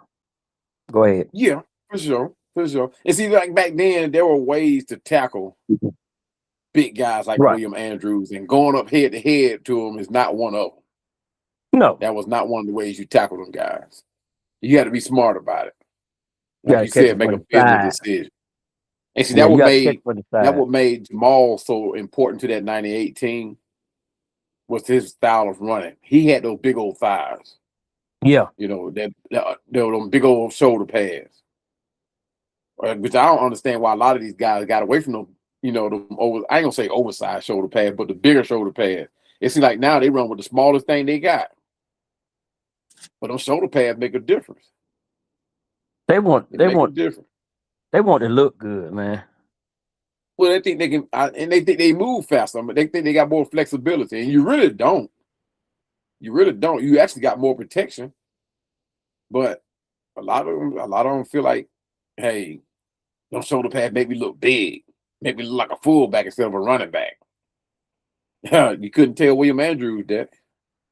No, you Bill look at him. He Riggs. had them thigh pads on now. Oh my good. I want to say he had two of them in there. I would say, but now he had them big old thighs. I played with a guy that he was a running back. He played with Hmm. two sets of thigh pads Yeah. because he wanted his legs to Yeah. look really really big. Hmm. Yeah. Yeah. That was a thing back in the day, though. I'm talking about them. The football pants are size too big. Put them extra padding in there. Man, they won't. They probably won't have. They probably had the small knee pad, but them thigh pad, they have two of them in that thing, and then it'd be the wide ones. They Yeah, wouldn't let us play. it was kind of intimidating too, though. Huh? Yeah, but I notice these guys now. They some pads they don't have on. You could not play without your knee pads in back Yeah, then. Knee pad, the butt exactly. pad, the hip Hmm. pads. Yeah, you had to have it in. You You had had to to have have it it in, and in. they would not let you play. See, I was looking at one of the guys I was hoping we could have drafted. Um, he was that tight end that was out of Oregon. What was his name? The I did a piece on him, and I can't even remember. But anyway, he doesn't wear any knee pads at all. Matter of fact, his That's pants, he pulls them up to almost to where his thighs end. well, he looked like he wearing some biker shorts or something. Like he wearing like he wearing biker shorts under there, like training pants. That's crazy. Yeah, yeah. But this is a different game. These guys almost dress like they playing 11-on-11 instead of real life football. Like they going through training. I don't know. It's a different game today though. But hey, look, let me ask you a question about your 1998 team now. Hmm. Um, what do you think happened to that team that went to the Super Bowl, where the team digressed in the following seasons? In Well, your first of all, I'm opinion? gonna say that I see what you're saying. That 98 team, they lost in that Super Bowl. They got distracted, right? I think those lights got a little bit too bright for them. They were already on a stage that they had never been, and then on top of that, they were in a city that was so bright that they got distracted by the lights and the hoopla surrounding them down there. So they didn't. I don't think they remained as focused as they were during the course of the season. Because Denver was good, but they weren't that much better than us good. You know what I mean? It wasn't like Right. now. Denver may have prepared better, may have, but I don't think they were that much better to where they beat us like that. If we had not prepared for or not been distracted. Now going further to the next season, it became a money issue, right? Chris Chandler was not going to be the same person. He definitely wasn't going to be the same person. That's why I can't understand why we. Well, I do know why. I'm not even going to say that about Matt Ryan, but going into the next season, we just didn't prepare well. I mean, we let some offensive linemen get out of here that we desperately needed. We let a couple of offensive pieces get out of here that we defensive backs that got out of here that we desperately needed. And that's why I don't understand why teams, unless it becomes like a super money issue, financial issue, why they allow players to, after a Super Bowl appearance or a deep playoff run, they let players walk out.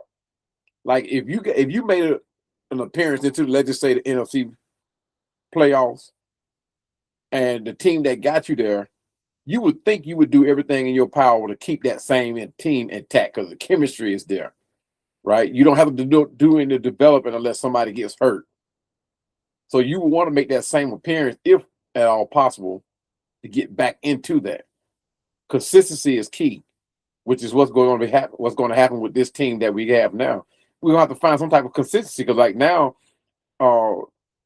this team has not played together.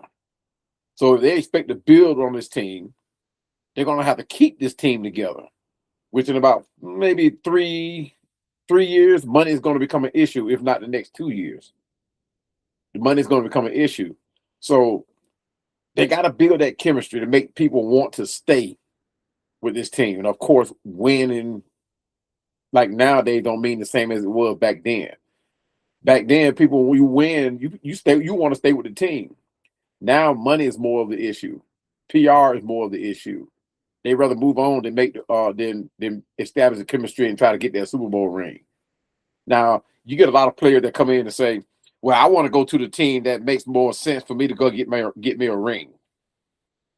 That couldn't be the most furthest thing from the truth, because like if you've seen like recent moves, you've seen a couple of these players that just like they go sign with the other team and they want to say, "Well, I want to go move to a team that makes the most sense." We saw that with who?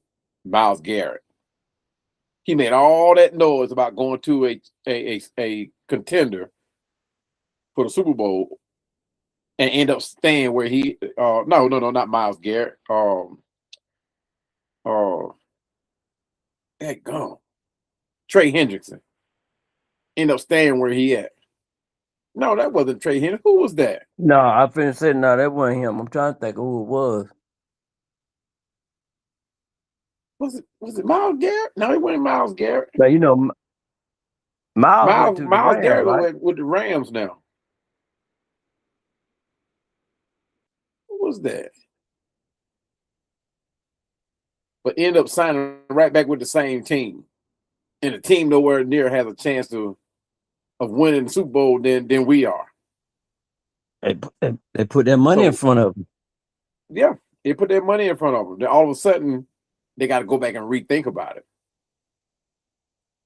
Because if they truly, really want to be a Super Bowl contender, now I get it. People will still want to get paid what they worth. I get that. But don't try to glaze the fan base by lying to them. Because most of us anyway, will see through that.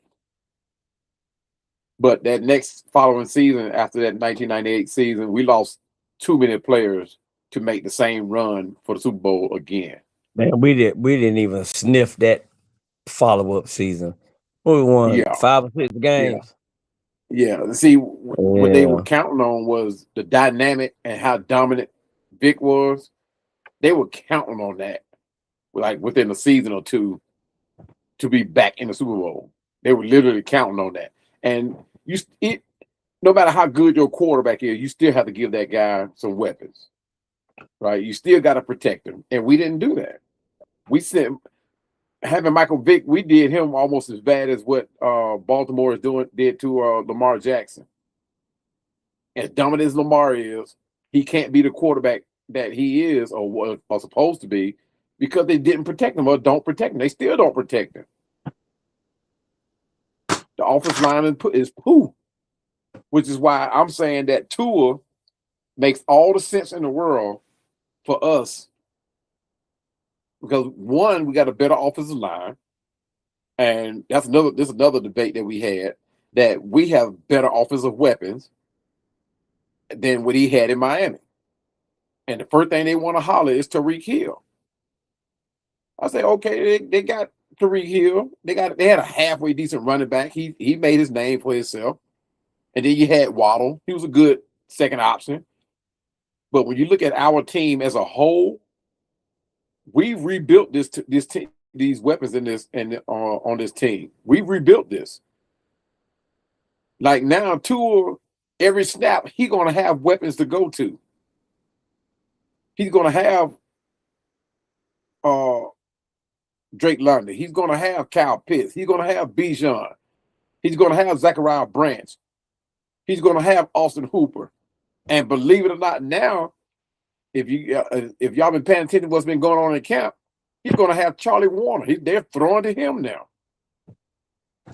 So not only these tight ends are going to be in here blocking, they're going to disguise these packages and have our tight ends going out for pass like they should have been doing. Well, I wonder who In the started the short narrative field, that Charlie Warner wasn't a receiving tight end. Where did that come from? man, they jumped all on my back when I was saying we need to go to Charlie Warner more. Why? Because they don't know Charlie Warner. Had they knew about him and did their research on him, they would go back and say, hey, why is Cowboys saying that? They would know that Charlie Warner, he was not no guy that was going to give you 700-800 yards a season, but he was going to increase your red zone production. He was going to increase your third down production, and he's going to probably give you about 500 yards. That's enough for I would want. And then on top of that, he was one heck of a blocker. He is one heck of a blocker. I'll take that from my tight end. I don't need my tight end to be a 1,000-yard receiver. Although the game is changed now, they can do that. Let me piggyback on that. Come on. I thought that when they picked the Hooper back up and Charlie Warner, I understood what he could do for the team. And then I was hoping that they would develop Joshua. That's why I thought Pitt was gone. Yeah. Uh-oh. Yeah. What's happening? Is that no C, just a K? No C, just a K, baby. Just a K. What's happening, home team? What's happening? What's up with your Dirty Bird fly through crew? What's happening? What's happening with you? Hey man, we in here, but we just we doing our thing on a Sunday night, man. Uh-oh. We hear he doing the thing on the Sunday. These Atlanta squeaks, man. These Atlanta squeaks. Hey, man, we're getting ready for another 11-hour one on Tuesday. Oh, no, we're going to make that. I got a little bit of, I guess I can divulge here. We're going to do that at least once a month for Tuesday fan speak. However long it takes for me to get on the road, get a load done, get back to the house, that's how long I'm going to stream for. Oh, okay. That's what's up. We're looking forward to that one. At least once a month. That's what we're going to start doing. I think that's interesting. That was an interesting live. Yes, it was. Hey, man, but shout out to you and Big Will, though. Appreciate you, Chandler. Yes, sir. Thank you for having me on, sir. I, Let's take What's him going back to on the with your cowboy? beginning. Old cowboy, hey man. man, ain't Ain't nothing see, to it, man. I'm chilling as usual. ain't talked to you in a minute. Yeah, it's been a minute. I ain't been on in a while. I was doing other things, man. I got invited to a couple other people's channels, man, to speak, man. But Uh huh. other than Uh that, huh. man, I've been working and chilling. That's what's up. Yeah. What you said, Daddy? Now I was saying I was gonna ask you. We're gonna let you dabble on the topic of who is, in your opinion, the greatest Falcon football team of all time. And I know we have not won no Super Bowl, so that word "greatest" Yeah, is you Hmm. just already know. You already yeah. I know know how how you go. I In am. Falcons terms. In Falcons Without terms. Mercury, they all right. Okay. Okay. Okay. Best Falcons team, from my recollection, I'm gonna say this team did not go to the Super Bowl, but I think it's stacked as a team as it was, and we Hmm. got snubbed in that San Francisco game in 2012 in the conference finals. Right, right. I think that 2012 team the best teams so far. Hmm. Okay. So far, I think that was the best team. Now I know that the 2016 team had like the eighth best offense in history, and that does mean a lot. Right, right. But when I look at personnel along with production, I Yeah, gotta give it to the 2012 team. yeah. I would agree on that. I would agree on that. I mean, when you look at it on paper and you see the people that were on that team, the players that were on that team, you're like, man, this team here should have done it. Yeah, yeah. Man. But I feel you on that. It was somebody else in the chat that had that same I can't pronounce it. What is that? Samaria ATL Media. I hope Hmm. I'm pronouncing that right. If I didn't pronounce that right, I do apologize. Samir, But what's up? It's they the had the man. same thought you had, hometown. They said the same thing. 2012 is still to this day the one that got away. As much as people talk about the 2016 team, how that ended, the 2012 team was better. They thought. So Yeah. they. I mean, when you look at it, you know what though? To be honest with you, out of all these teams, when you lay it out on paper Uh and you huh. look at it, you stand back and look at it. We had some players on these teams. Yes. Yes. Yes, we I mean, did. that's when the question got to arise as like Chandler asked earlier, in 3:30 asked earlier, what happened? Why we couldn't and I know it's a matter of consistency. Why we couldn't get back, right? Why we couldn't build on that? Why we didn't build on that? So yeah, those are some things you have to wonder about. Good gracious, and I like people say, well, Kyle Shanahan should have been made the head coach and they should have offered it. But the thing is about Kyle Shanahan too, you have to want to be here. Number one, and number two, just because you're a great offensive coordinator does not make you a great head coach. Right. So, and I and I always point to what he's doing now. He's doing a great job as a head coach. He's just not going to, in my opinion, I don't think he'll get to the Super Bowl stage as a head coach because he still can't get out of his own way. He's still making decisions that somehow or another come back to bite him in his behind. Well, So he done been to two since he left us. yeah, but he can't. That's what I'm saying. He But he won't can't win them get though. he can't get over the Yeah, hump. yeah. Uh, a part of my I think our problem, and I've talked about this on a number of occasions on my channel, is Hmm. I think it goes back to dysfunction in our organization that was never corrected over the Right, history of our franchise. Some things right. you cannot get around. You can't get Hmm. around dysfunction, and and Right. it's not dysfunction to where it's something that the fan base pick up on, like, oh, this team ain't gonna never do nothing. This team ain't. Now it ain't to that point. It ain't to that nature. Cleveland Browns type dysfunction. Right. But it's like I don't want to use the word curse, but ever since we did not hire Vince Lombardi, this has been our team. The Yeah. team that Yeah. can be this close but be so far. That's Right. been our Right. team. And Yeah. I for the death of me, still don't understand why Hmm. some players did not, if not retire a Falcon, leave and come back as a Falcon to retire. You know, Yeah. players like Harvey Dog. How in the Right. world did we let Harvey Dog get out the doggone door?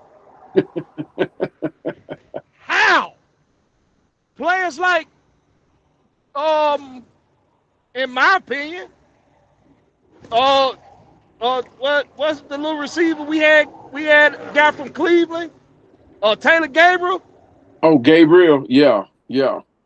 He was The multifaceted, how did, multi yeah, talented. how was that a 1 year deal? The way he came in and made that impact, Yeah. he Yeah, I was was an hyped about instant that too. impact. But And you you know, know, those, since we got yeah, rid of him, what was it? The return team, the special teams, they couldn't do anything until we got who Devin Hester. I think that was the uh, last time you really not no, Devin no, Hester. Who was the no, other little Rossum? no, Russell was before that. That was before Rossum. Uh, yeah, Cordell Patterson. Cordell Patterson. Okay, Yeah, he was after that. I didn't understand that move either. I didn't understand that move either. But we had some general manager here too that really. I don't know if the general manager didn't quite know or didn't rely on their scout team or didn't use a scout team. But that general manager we had in '98, Uh-huh. Richardson or that Before joke, Thomas Dimitrov, yeah. yeah, I had no faith in that guy at all. Period. I had absolutely no faith in him. Now that team in '98, did he build that team? Who knows? But the fact that after that in '98, after that '98 season, how he allowed so many players from that team to just like move on. Yeah. We I that don't know. team that we that team that always tried to catch lightning in a bottle. Yeah, We've been that team over the course of yeah, time. That I think that it was enough to get enough of a fan base for people to root for us that yeah, weren't yeah. necessarily Atlanta natives or Georgia Right. natives. We attracted we were an attractive city, an attractive team with Hmm. our let's try to catch lightning in a bottle mentality. You Right. know, the nostalgia team. You know, Like we did with Vic. like we did, exactly like we did with Vic. It Yeah. we the uh, I'm probably gonna catch a lot of heat for this. We was the gold dust of the NFL. Oh heck, no. It's Golly. we were strictly and solely for nostalgia. Right. Too Right. legit era, Yeah. Dirty Bird Woo. era, Michael Yeah. Vick Mhm. experience, and it's like Yeah. Matt Ryan didn't make sense for Atlanta. Yeah. That's why He totally did. that's why most of the football community did not like the Matt Ryan pick for us. Not because they didn't like Right. Matt Ryan. They didn't like Matt Yeah. Ryan I for remember I Atlanta. was there. I was there at the draft party when they Come on. announced Matt Ryan's name, and the amount of boos that we got was deafening. It was, oh man. It was crazy. And me Blackberry, you have myself, to say that again, bro. My bad, y'all. I'm on 285. My bad. I don't know if y'all can hear all that. Oh, we heard it. We heard It's the that cat. it's the biker boys, Oh. man. They out here tonight. You know, it's a Sunday night. Where'd you have to go up to, yeah, Blackberry? I just did. I did a little noon in the Forest Park, then did another little turnaround noon into Hiram. Oh, okay, okay. You had to pass the crib. Yep. Now I'm on my Okay. way back to the back to park and get on back down here to the family. Back There you down go. south side. Okay. Uh huh. Hey, hey, look, before he get too far for that, you got to say that again, Blackberry. Say what?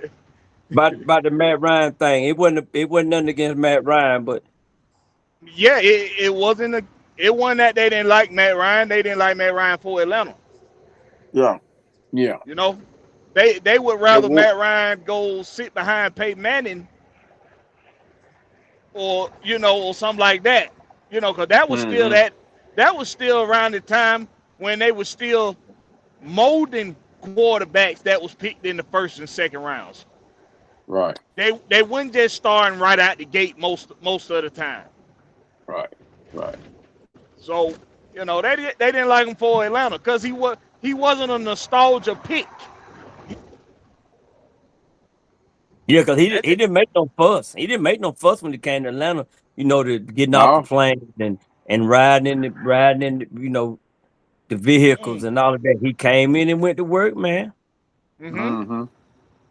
Yeah. And we in Atlanta didn't want that.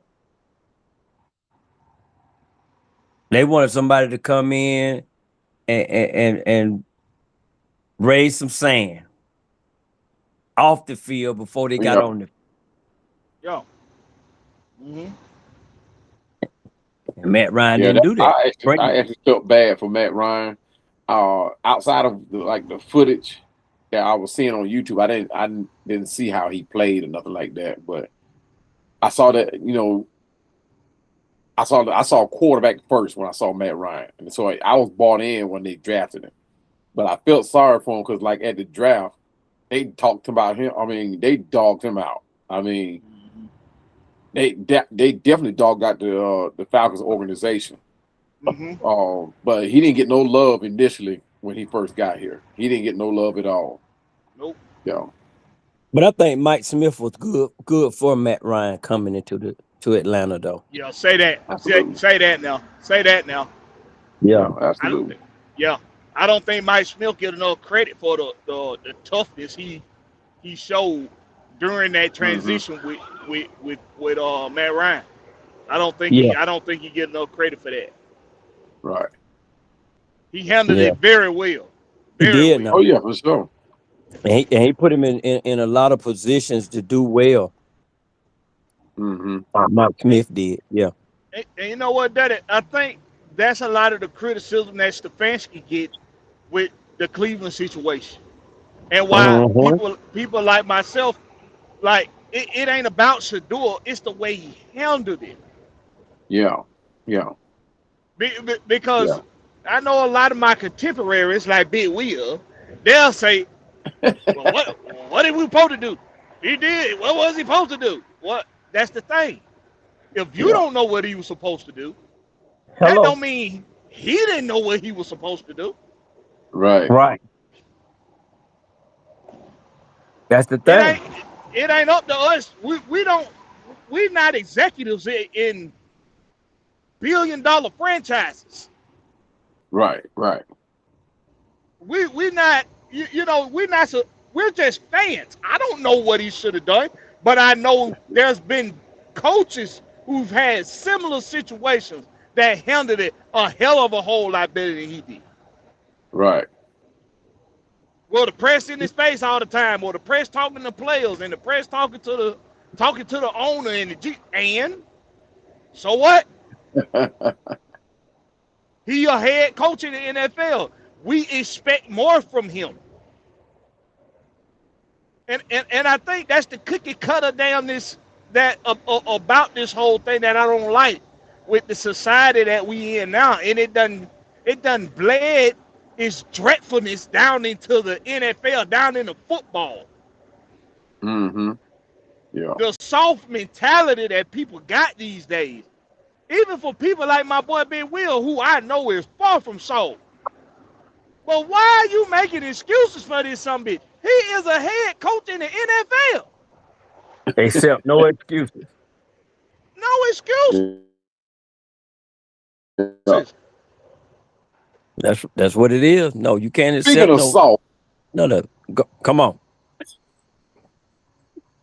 no, I'm just gonna go somewhere that I know I'll probably catch some heat about it. But speaking of soft, LeBron James to the Uh, Sixers. Hey, when My we bad, missed man. we missed you last Tuesday. We missed you last Tuesday, yeah. Cowboy. You Hey, should have been home. Hey, look. Hey, I ain't Blackberry. gonna change the subject, man. I just wanted to get a good laugh out of that one, man. Winston was in the chat, and I told him, I Yeah, said, boy, your theory just took a huge hit. I'm yeah, telling you. yeah, I told him, and I left it alone. I didn't say nothing else. But you yeah. know, Winston, he gonna find a way to spin it. Well, he can spend all he want to now.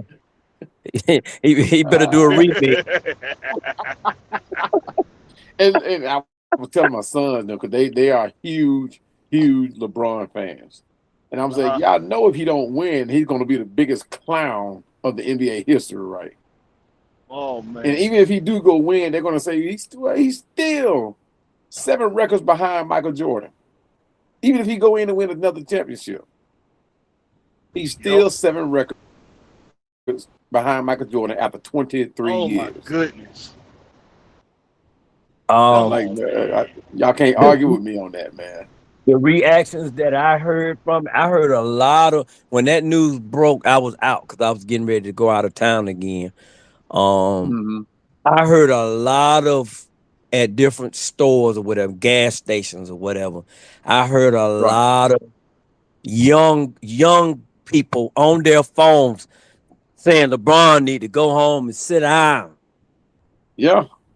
But that's the consensus of To sum people it who up. follow the NBA, who actually watch the NBA. Like, dude, okay, it's enough. Bye. Yeah. Bye. These young Yeah. cats were And going see, like off. me, I was hoping he'd go to Cleveland, start his retirement tour, and be gone. I'm ready for him to go. Even the Lakers, you used to see their fan page, dude. I mean, they clowning them. They've been ready for him to go. But let me ask you Mm-hmm. guys a question because you guys are more into this NBA than I am. If LeBron leaves, who will be the face of the NBA? And that's the conundrum. Wemby, conundrum. I think I that's think the conundrum. I think it could be. I think it could be Wemby. I think it could be, but it's like everybody that they have picked so far does something, says something, or don't do something to ruin their chances. Like Zion could have very easily have done it. He Uh, thought he was gonna be that dude. Lack of yeah, focus. Lack of Yeah, focus that and part. discipline. Man, Um, that dude got his nose spread wide open. Now he can't even get back. man, and you know what more than he was. You might have been spreading more than it knows. watch Mess out now. around with, mess around with them Triple X gals. Man, Oh, you know, that shows you right there. That shows you woo, right there. All those men that were so called in his life when he was growing up, they weren't in his life because if Right. they had any kind of input or attachment to his life, like he wouldn't be. We're gonna make some decisions when we're young. 25, 26 year old, and you're a multi-million-dollar man. Yeah, Mm-hmm. you're gonna make some dumb decisions, right? But at some point, those people who came up with you, so-called grooming you to the point where you are now, are gonna step in and say something because they still have an attachment to you. They still have access to you. They're gonna step in and say something. At least they should. but do you think they can though? Do you think these guys have been catered to so long that they just don't pretty much listen to anybody?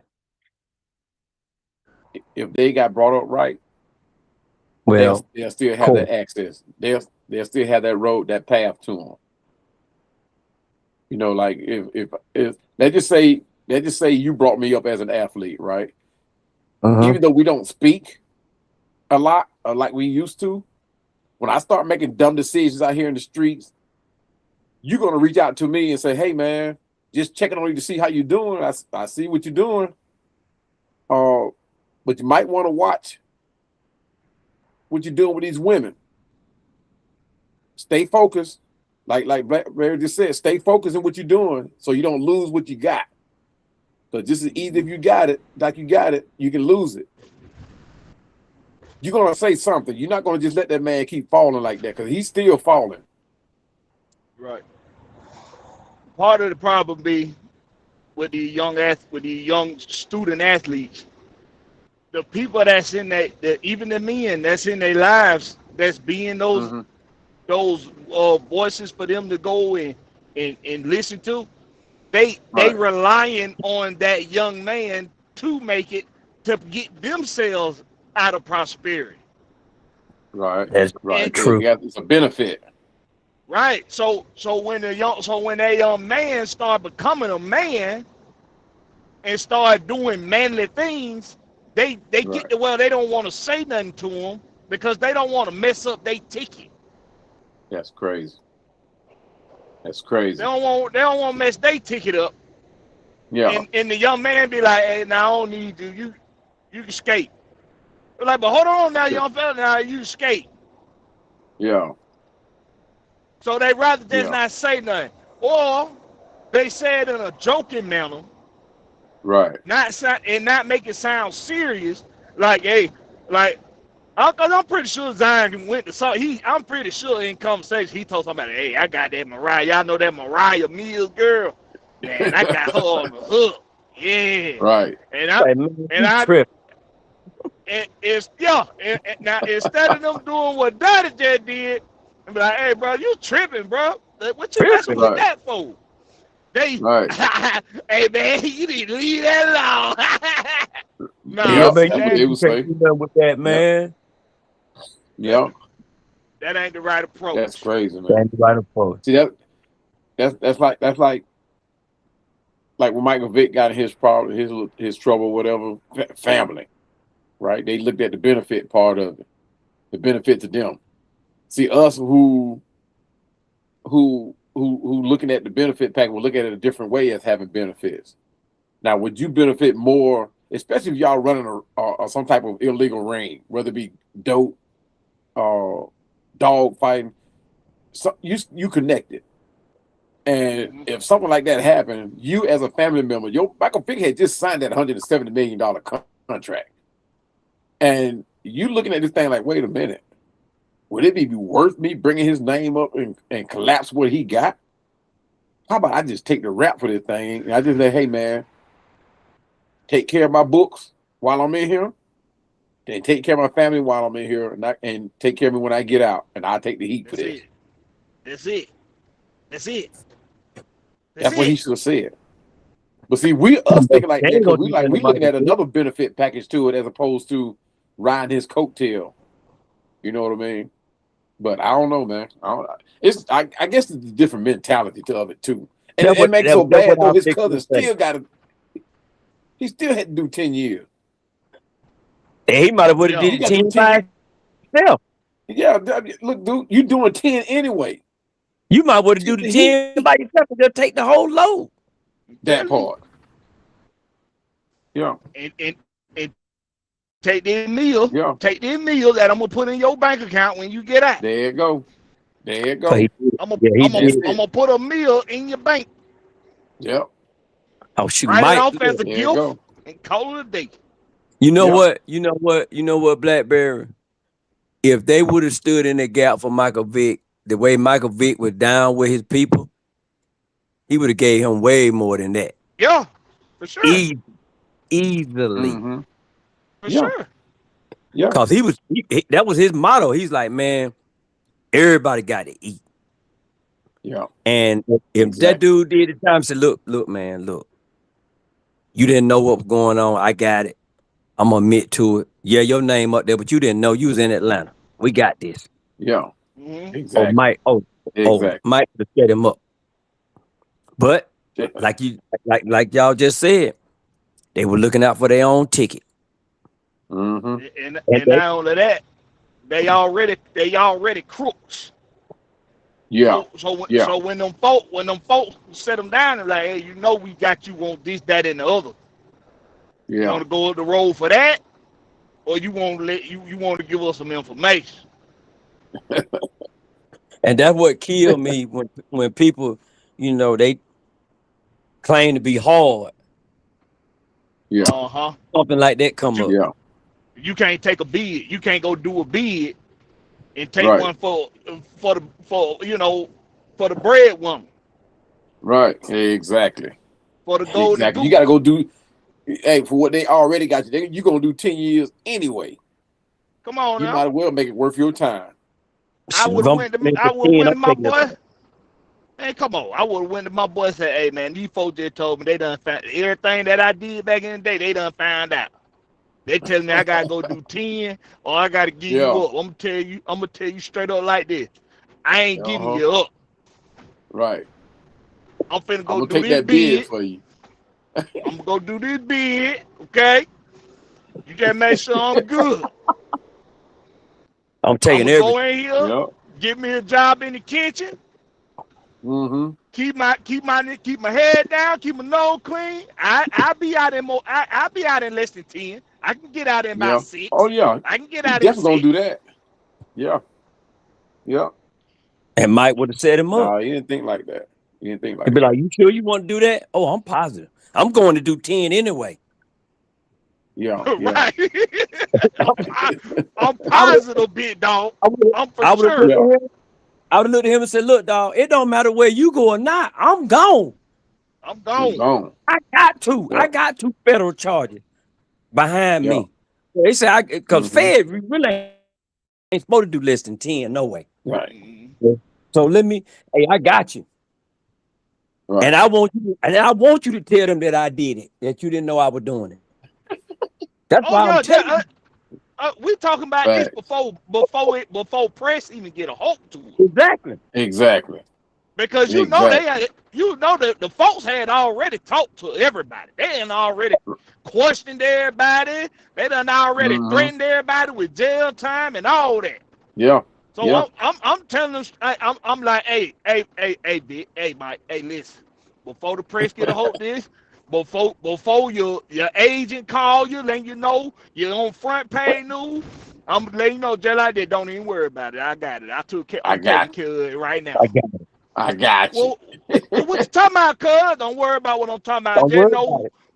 when you Yeah. see it when you see it hit print, it ain't gonna last longer than 24 hours because I'm taking Right. care of it. I got you. You Yeah, I just got take care of Yeah. me, okay? you.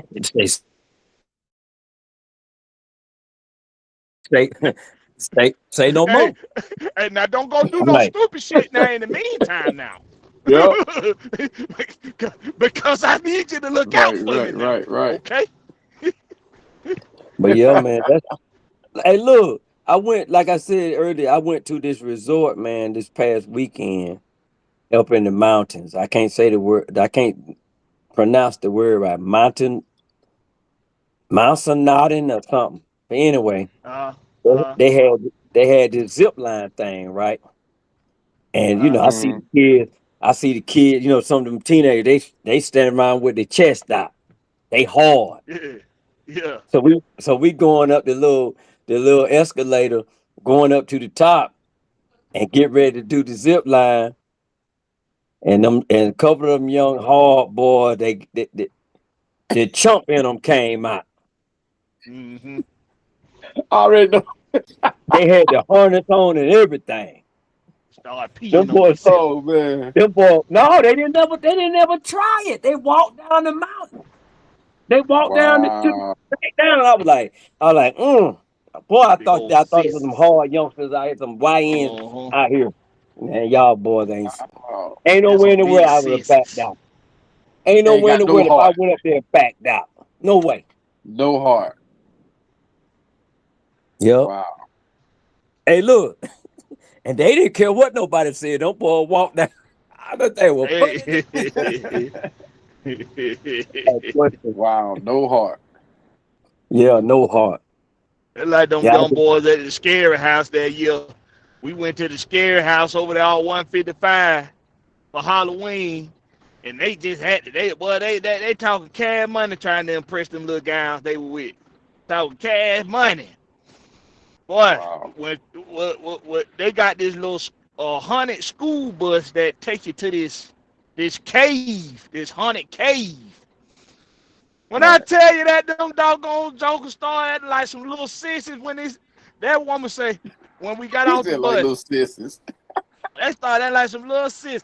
We get up. They let us off the bus, and before you go in the cave, the tour guy asked you, well, who want to lead us in? All them jokers went to the back of the line. What? Me and my brother turned around. Wow. We said, no, little young niggas, bring your asses on. Y'all talked all that shit on the way here. Lead us through the cave. Nah, Wow. y'all got that on. Y'all got that. Oh, y'all Wow. generation of trip, boy. Y'all generation something else. But you knew that anyway when you got more guns coming out than fists. You knew that anyway. Oh yeah, yeah. That's why I was like, I Mm-hmm. was watching. I shared a video in this podcast I was on of the fist fight. I think it was I think it was Alonzo Mourning and Oh God, yeah, it and might have been Rodman. uh, I forgot who it was. oh, But I mean, everybody went to the floor fighting. you And the talking thing it about was, a highlight from back in the day? Oh, okay. Thought you yeah, for talking about sure. something more recent. Oh, okay, no. Oh Okay. no. That's back in the day. And I was saying, my point was that LeBron was too soft to play back then. That was my point. Oh, Uh-huh. what I say that for? Man, Oh boy, you you struck see a how nerve. big LeBron is? Man, size ain't Struck a got nothing to do nerve. with it. Ain't got nothing to do with it at all. Ain't got nothing to do with it. If you ain't got the heart to play back in them days, you wouldn't. No, bro. You wouldn't like Hey, LeBron. Barkley just did it himself. He drove down the lane, didn't nobody touch him. They pretty much got out the way. But he had to be mm, already in that lane going. They even let LeBron just mm, drive down the lane. No. And they heck try to no. make him the face of the league. All them But old man, what? school players done talked about that though, how the lanes open up like the Great Sea now, like the Red Sea. Back in the day, Mm-hmm. the lanes did the opposite. Them lanes is collapsing. Right. Right. You you got to be you got to been on H a cheat. You got what it is? You gonna have to been on H a Wheaties that morning going through the lane Right. back Right. then. Exactly.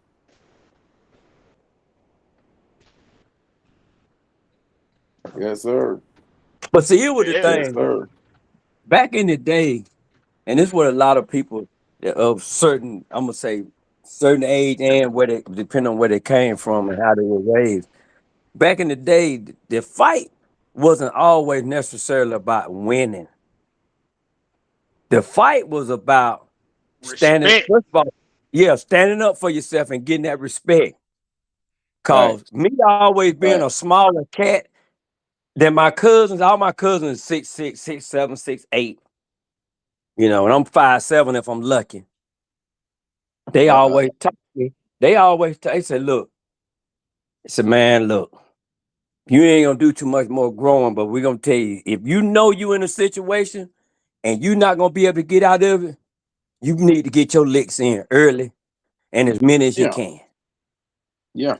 And I got True. a lot of respect from people because I had a reputation that they knew if the situation got to talking too much, I'm swinging. I'm done Right. talking. I'm swinging and I'm gonna get some good shots in. And even though you might beat me up, you don't want no more of Mm-hmm. that. Right. You don't Right. want no more of that. Because the next time I see you, if we ain't cool, I'm swinging on you again.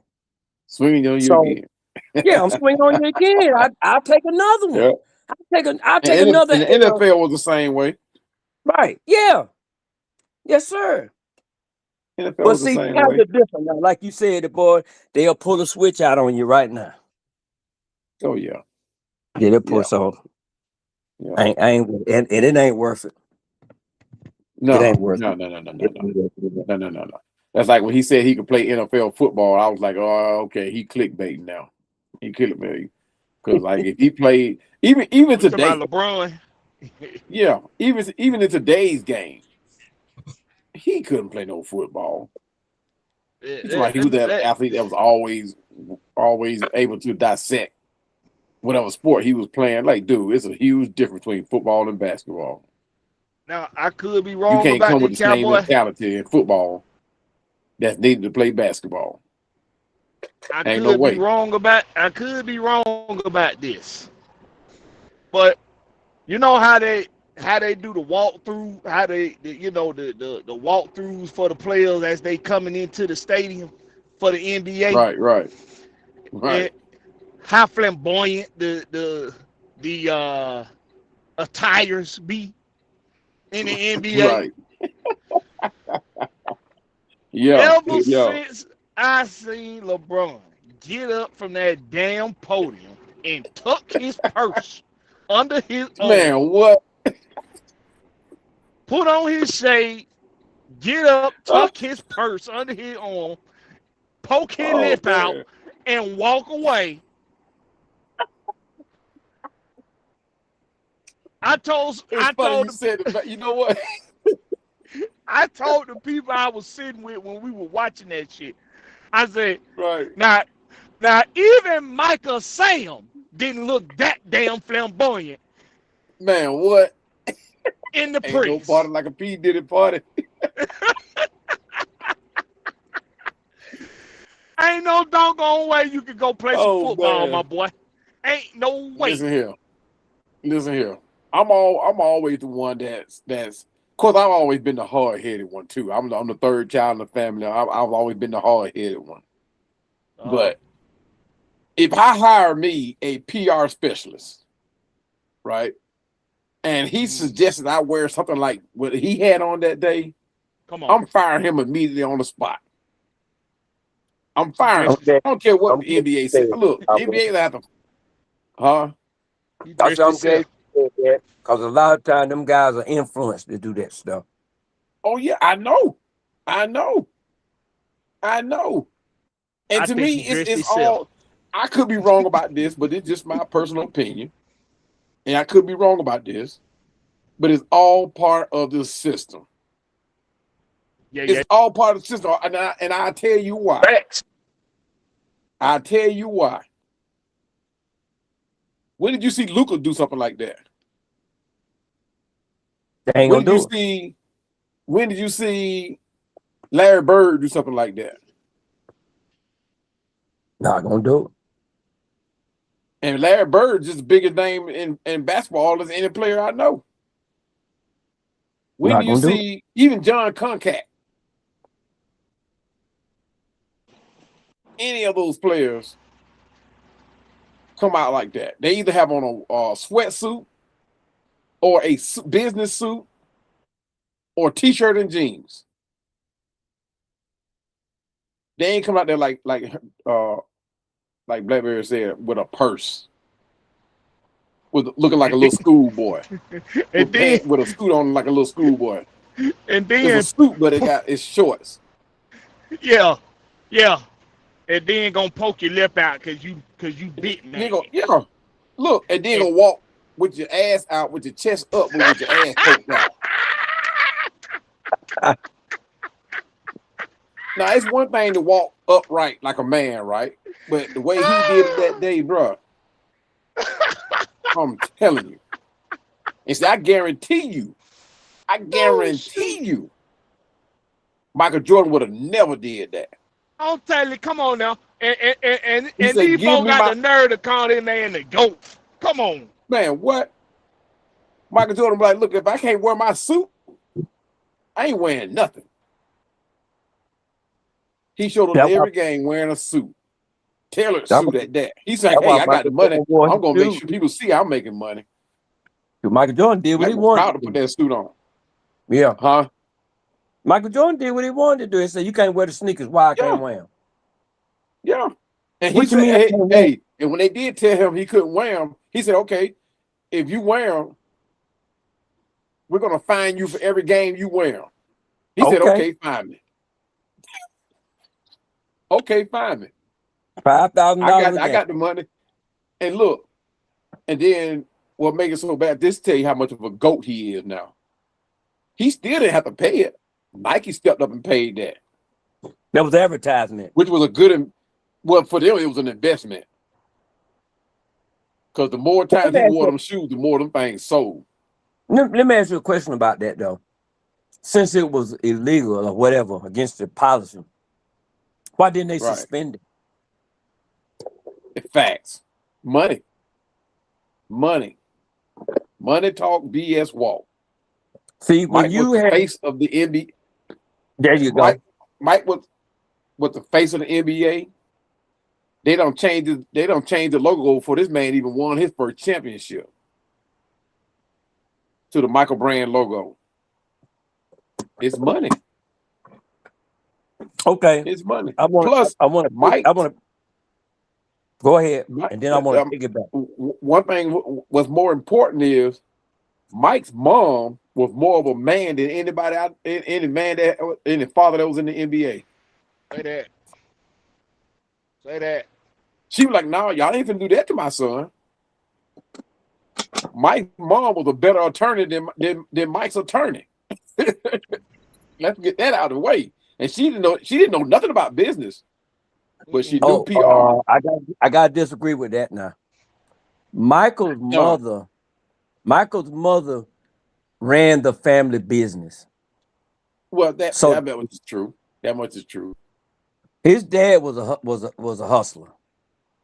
Yeah. Michael Jordan Pops was a hustler. He was, he was a street guy. Yeah. Yeah. So Michael had the best of both worlds. Yeah. As far as learning about how things are supposed to be ran, and this is piggybacking off of what you said earlier about people being in your life and having access to you and being able to tell you what you need to do. Right. And, and if it wasn't for her, he probably would have. I think when he's supposed to sign with what, Reebok or Adidas, which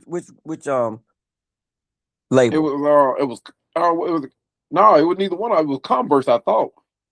Well, I thought it was Converse because Converse was a shoe brand of the NBA back then. But for some reason, Bird, Magic, all them had Converse. His mama, I forgot. I have to go back and look. His mama knew better. Yeah. His mother knew better. She ran that over there. Even when he got cut from the team, she the one told him what he got to do. Yeah. So you good, but they don't think you that good. So you need to go on back out there and go to work. And see, like I said, she was more man than any father in the NBA. I like how the father's place. I like how she didn't mind the criticism that she knew she was gonna get for exploit, because a lot of folks say she exploited Michael.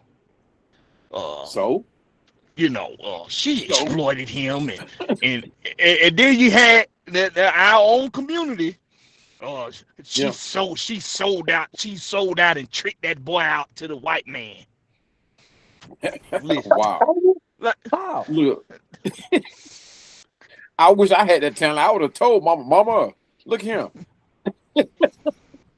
We stand the possibility of this multi-billion-dollar company. Exploit me.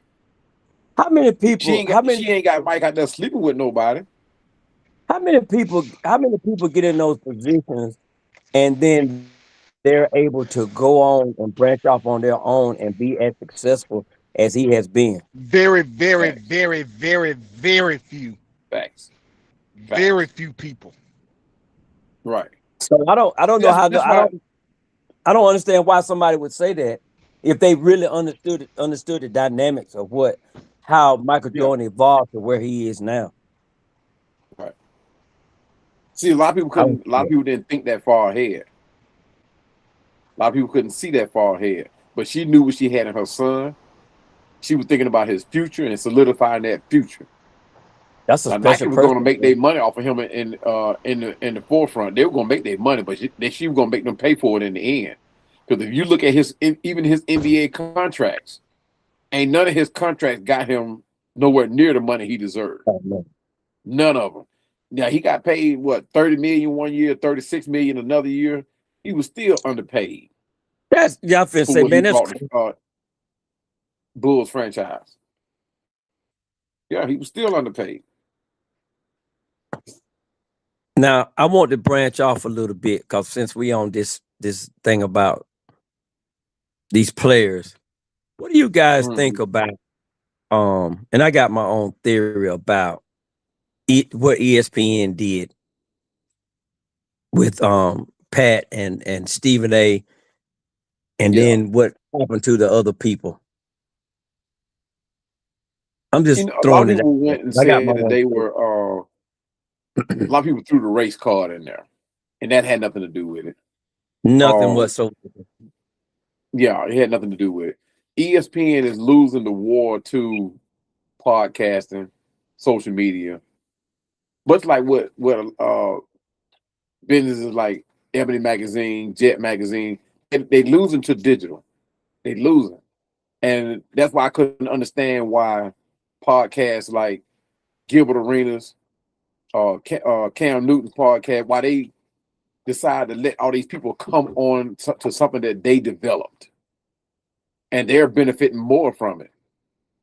Because they have more of a say-so in your podcast than you do. I'm like, why are you doing that? It doesn't make You sense. you kind of on my theory, cowboy.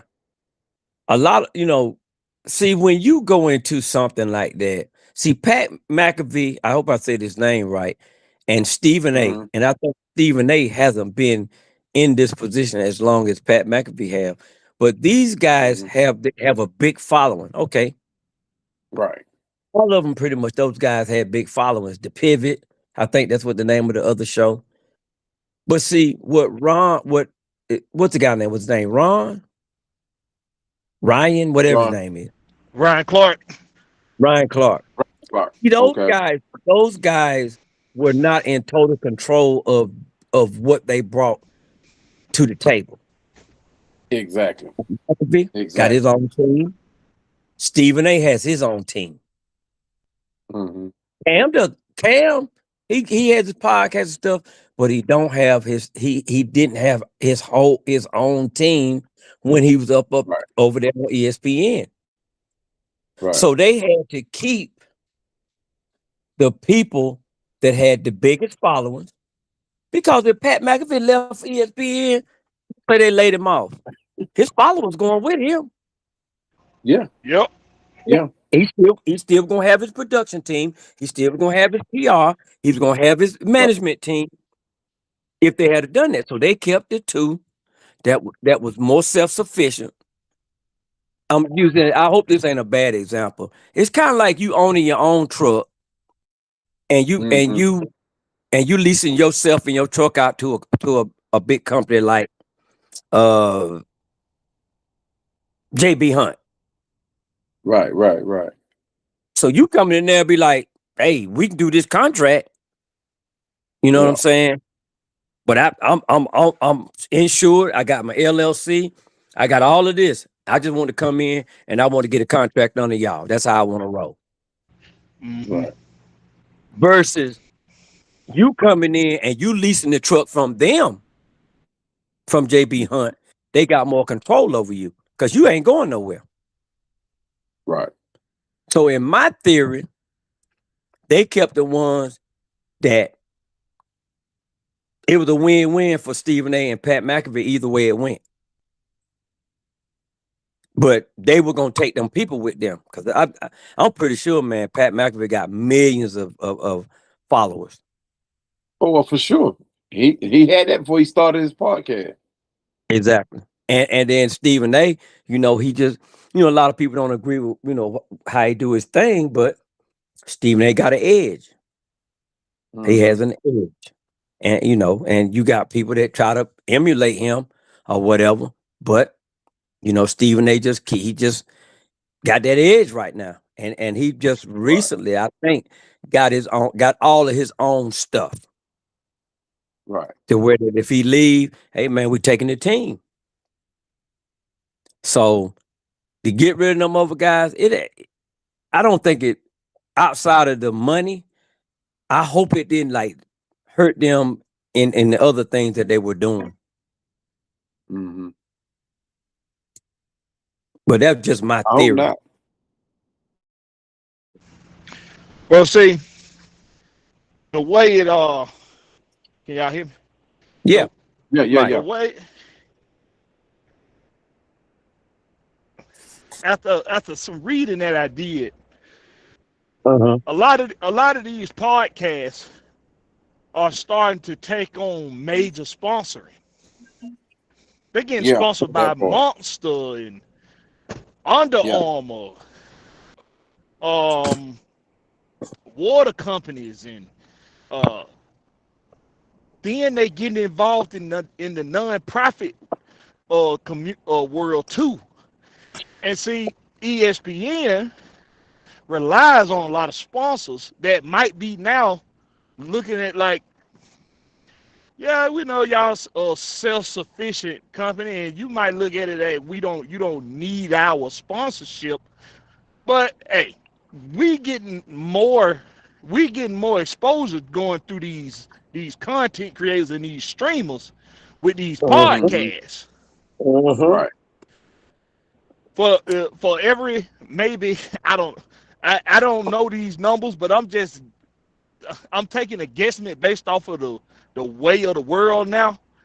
For every one person that watches ESPN for their daily NFL latest news, probably Mm-hmm. 100 more people are tuning in to their favorite sport content creator to get that reaction about the news that's about to drop on ESPN.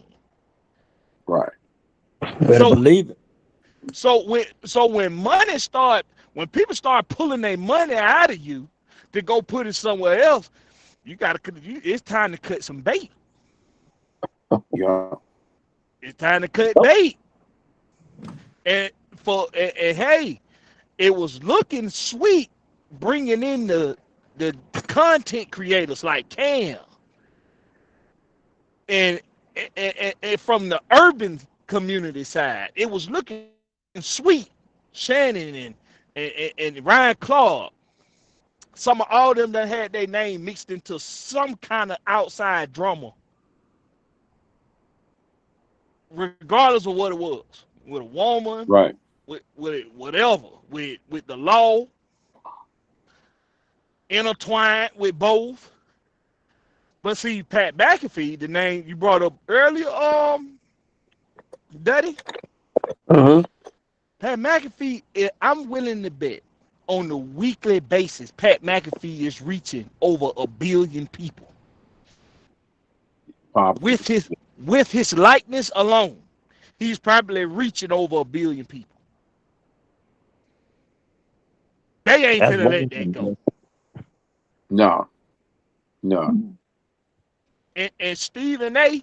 This is why I say with Stephen A. Man, if you a media person, if you somebody that's in the sports journalist and you hating on Stephen A., you don't want to succeed in sports journalism because you should be learning every step that man done took Right. to get to where he is. Mm. Because the influence he got on the sports community Yeah. Yeah. is only at the level of a superstar or player in the NBA or superstar baseball players. We're talking about some Derek Jeter type influence that this dude got in the sports Mm-hmm. community, and he not a professional athlete. Right. Right. Stephen A can pick Not up the anymore. phone. Not anymore. Not anymore. Stephen A can pick up the phone and make a call and get you in wherever you want to get in at. Right. Right. Right.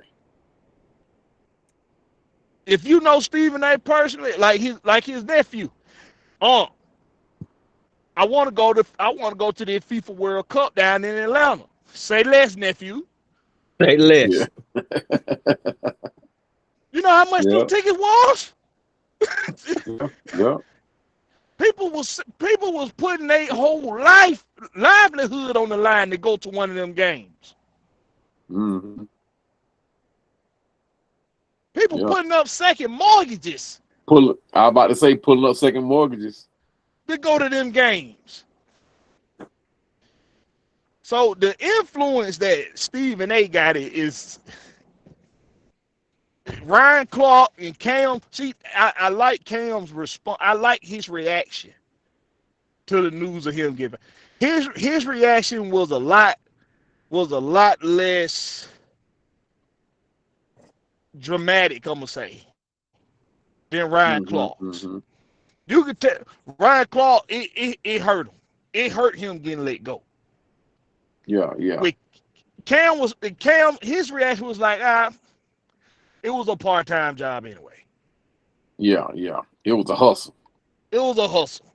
Now, but see, well, this is why, like, I got a lot of respect for Ryan Clark as a player, as what he do with media now. Uh, his outreach to the youth. I got a lot of respect for him.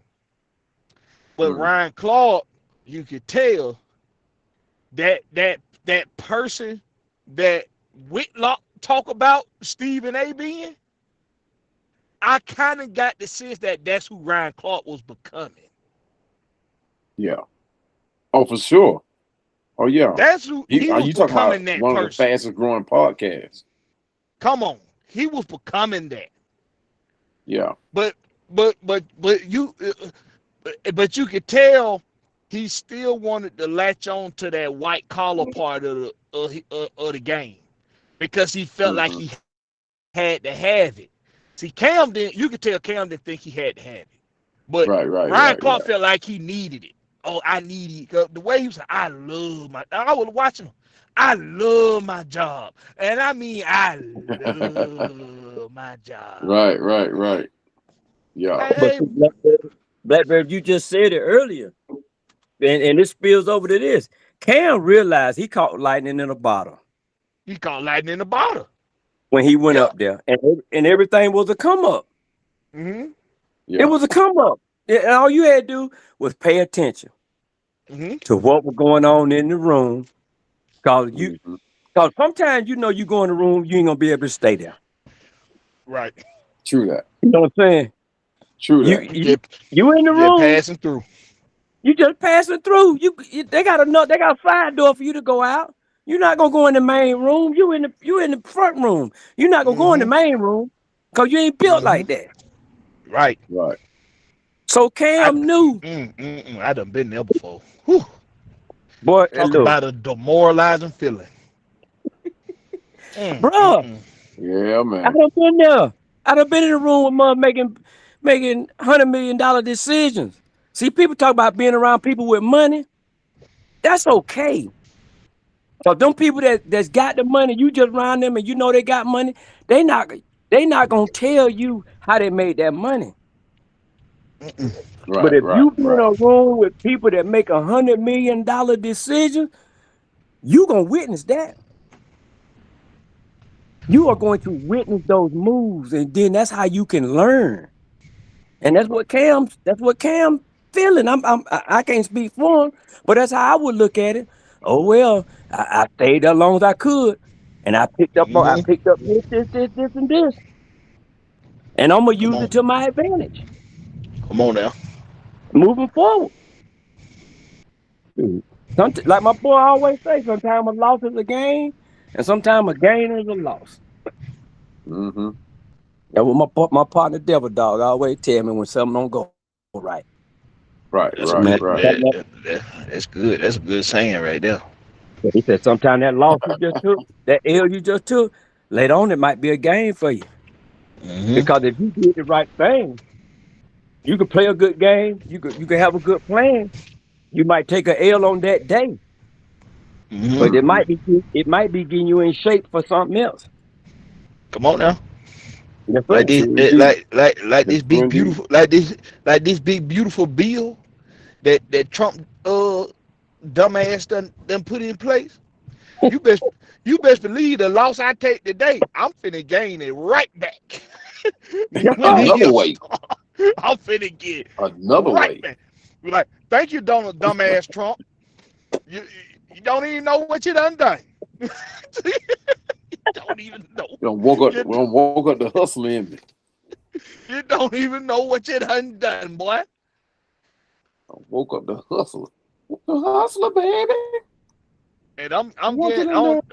I don't know if y'all might know about that Section 179 and that and how that big beautiful bill work. I'm getting some more details on how this work with business purchases, with purchasing equipment. Mm-hmm. I, Right, I'm gonna right. put everybody on game real soon. I'm gonna tell you, better come on with it, cause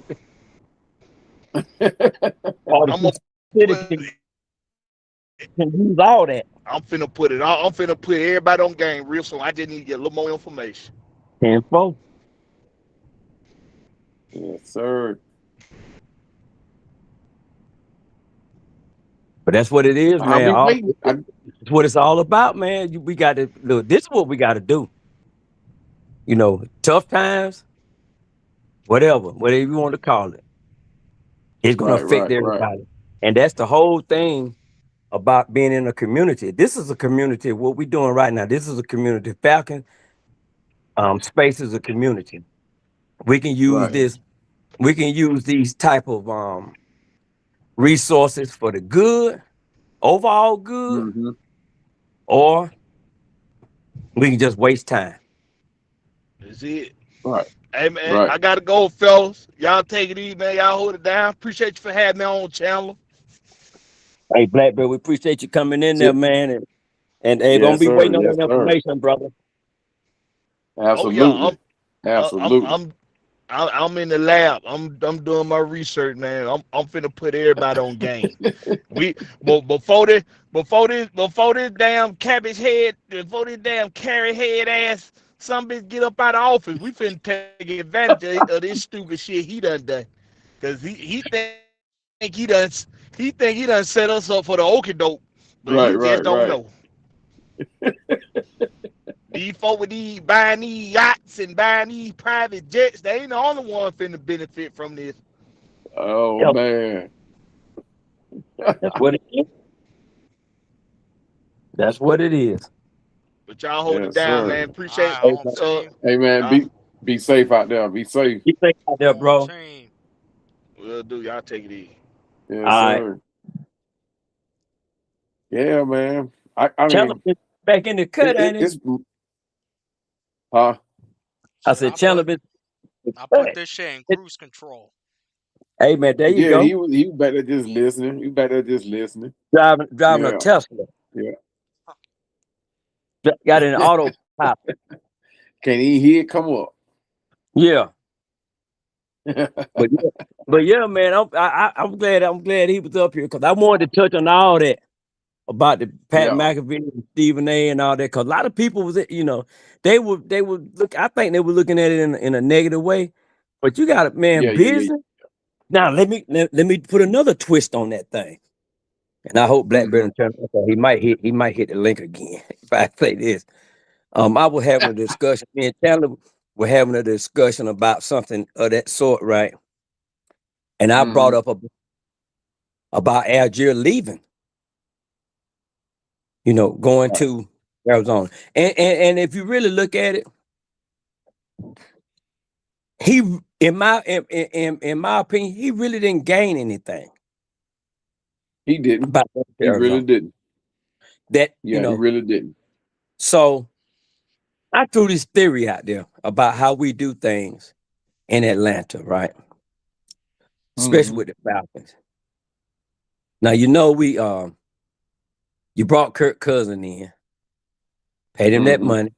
I don't know what the arrangement was. That we'll just let that be speculation. And then you bring in Michael Penix. Kirk get a little bit ill, get mad, whatever. So Right. now Al Jip and this was, before this, but maybe he saw this on the wall. They brought him, they drafted him late. He came in. Mhm. In my opinion, Tyler Algier proved himself to be dependable, to be more value than what we drafted him to be. And what he got for that was they brought in Bijan Robinson. Now, you being Tyler Algier, put yourself in his position. How would you have Mhm. felt after you came in and really established yourself in a sport that you wanted to be in, and then they pulled that Bijan Robinson? Yeah, yeah. But you know what though? It's all about the mindset too, right? 'Cause first of all, you got to realize no matter how good you think you are or how valuable you think to the team, I'm going to use the team, the football, and the relationship between the two. How valuable you think you are, you still have to keep in mind that this is a business. That anything could change for whatever reason at any given moment. You could be playing in the middle of the season and then turn around and be traded game number 7, right? The thing for you is, and that's what I was trying to instill in my son because he got so upset about Georgia. So my son was looked at from to go to Georgia, and Georgia changed the GPA from, I forgot what it was, but it got to the point where he was no longer qualified to go, right? So I was trying to instill in him, son, no matter where you at, you still do what you do. Because he ended up going from Georgia to Fort Valley. And I was trying to say, like, there's some players that came out of Fort Valley too that made it to the NFL. So it don't matter where you at, you still shine. And in the Tyler Algier's case, I would I would have went to Green Bay. I really would. The work, what's his name, Jacobs. The way he is, he either going to be injured or he too old to play. One of the two. I would have went to Green Bay, but anyway, he chose to go to Carolina. Cardinals. And the thing, I think, I'm not going to say he took a loss there, but it hindered. He's pushed further back now because they chose his running back number 1. When you choose a player in the first round, you doing this saying, I'm going to build my future around you, regardless of what I already have here. When you Right. pick a player number 1. And in Cardinals' mind, what's the running back they drafted? What's his name? I forgot. I can't think of it either, But but anyway, and they went on and paid him too. yeah. I mean, and they're going to pay him. They'll take that hit. It wasn't like it was something extravagant that they couldn't afford, right? Because Kyler Murray got gone, so they were rid of his contract. So $10 million, that was nothing to them to give to a guy coming in, and then you bringing in a rookie who you're going to develop around, who's not making a whole lot of money right now. So yeah, they'll take that hit. They rolling the dice on that, and it worked out for them as far as team outlook, and as far as individual outlook, Tyler Algier's case, when you look at it, you're like, wait a minute, did I make the right decision? Oh no, Because I this know young he kid put it coming some type in, of way. yeah. Now, but like I said, though, he had to keep in mind that this is a business. Like, he might be feeling some kind of way because Atlanta didn't offer him the same kind of money, but he had to realize that this is a business too. And with you being number 2, Uh-huh. you either going to get dealt for draft picks or just be released, 1 or 2. So I think that's where I it mean, kind of hurt. he I had the think right to feel that. I think it kind of hurts. Wait, I think it kind of hurts the team, especially when you're trying to build something, right? I think yeah. sometimes you can be too thrifty. Because Mm-hmm. no more than what we would have had to pay Algier, I think he would have earned. That investment would have been very valid with his dependability, his availability. He has way less fumbles than Bijan. I mean, Yeah. he's nowhere on that level. But Right. I just don't think that a lot of teams know how to utilize two backs that are strong in the backfield anymore because of the Right. politics Right. of the Right. draft, because of the contract politics. I think Mm-hmm. I think that's what happens. I would have. I think Algier should have stayed. Yeah. Robinson, the other Robinson, Absolutely. he's decent, Yeah. but you don't know what you got. Yeah. And see, that's the thing though. Atlanta set themselves up in a position so when they did lose Algier, that they still have three options where they can say, or two other options that for sure they can say, okay, I can possibly get if I'm using both of these quarter or running backs, I can get the production that Algier was giving me, or the possibility of one of these guys absolutely have a great year, right? And the one that possibly could have a great year could be either one of them, Nathan Carter or Robinson, Brian Robinson. I can see You that, and talking they about might not the get team, it out of, but they definitely get it out of two, out of both of them, out of the combination of both of them. So they roll the dice on it, and in Atlanta's point of view, it's a great business financial decision because you as talking about opposed a to paying team him that 10 million, they can't even do nothing with Chris Blair, man. We still got Chris Blair hanging yeah, around. You know what I'm yeah, saying? yeah, and I got a feeling too if I'm hoping they're legitimately giving Chris Blair a shot because he absolutely deserved it. He deserved to get a shot. Um, but for some reason, I got this strange feeling something crazy about to happen with that wide receiver room. I don't know. I mean, maybe they holding out for the 2027 draft to try to do something in the draft. I don't know, but I just got a feeling that something crazy about to happen. I hope it's not Stephon Diggs. I hope it's not the Tyreek Hill. I hope it's none of those guys, man. If I got a young team like this, I want somebody that's going to come in and grow with this team. And I say grow with this team because aren't any veteran receivers out there that I can think of. Maybe y'all can think of some that can come in and be a veteran presence, a legit veteran presence in the wide receiver room.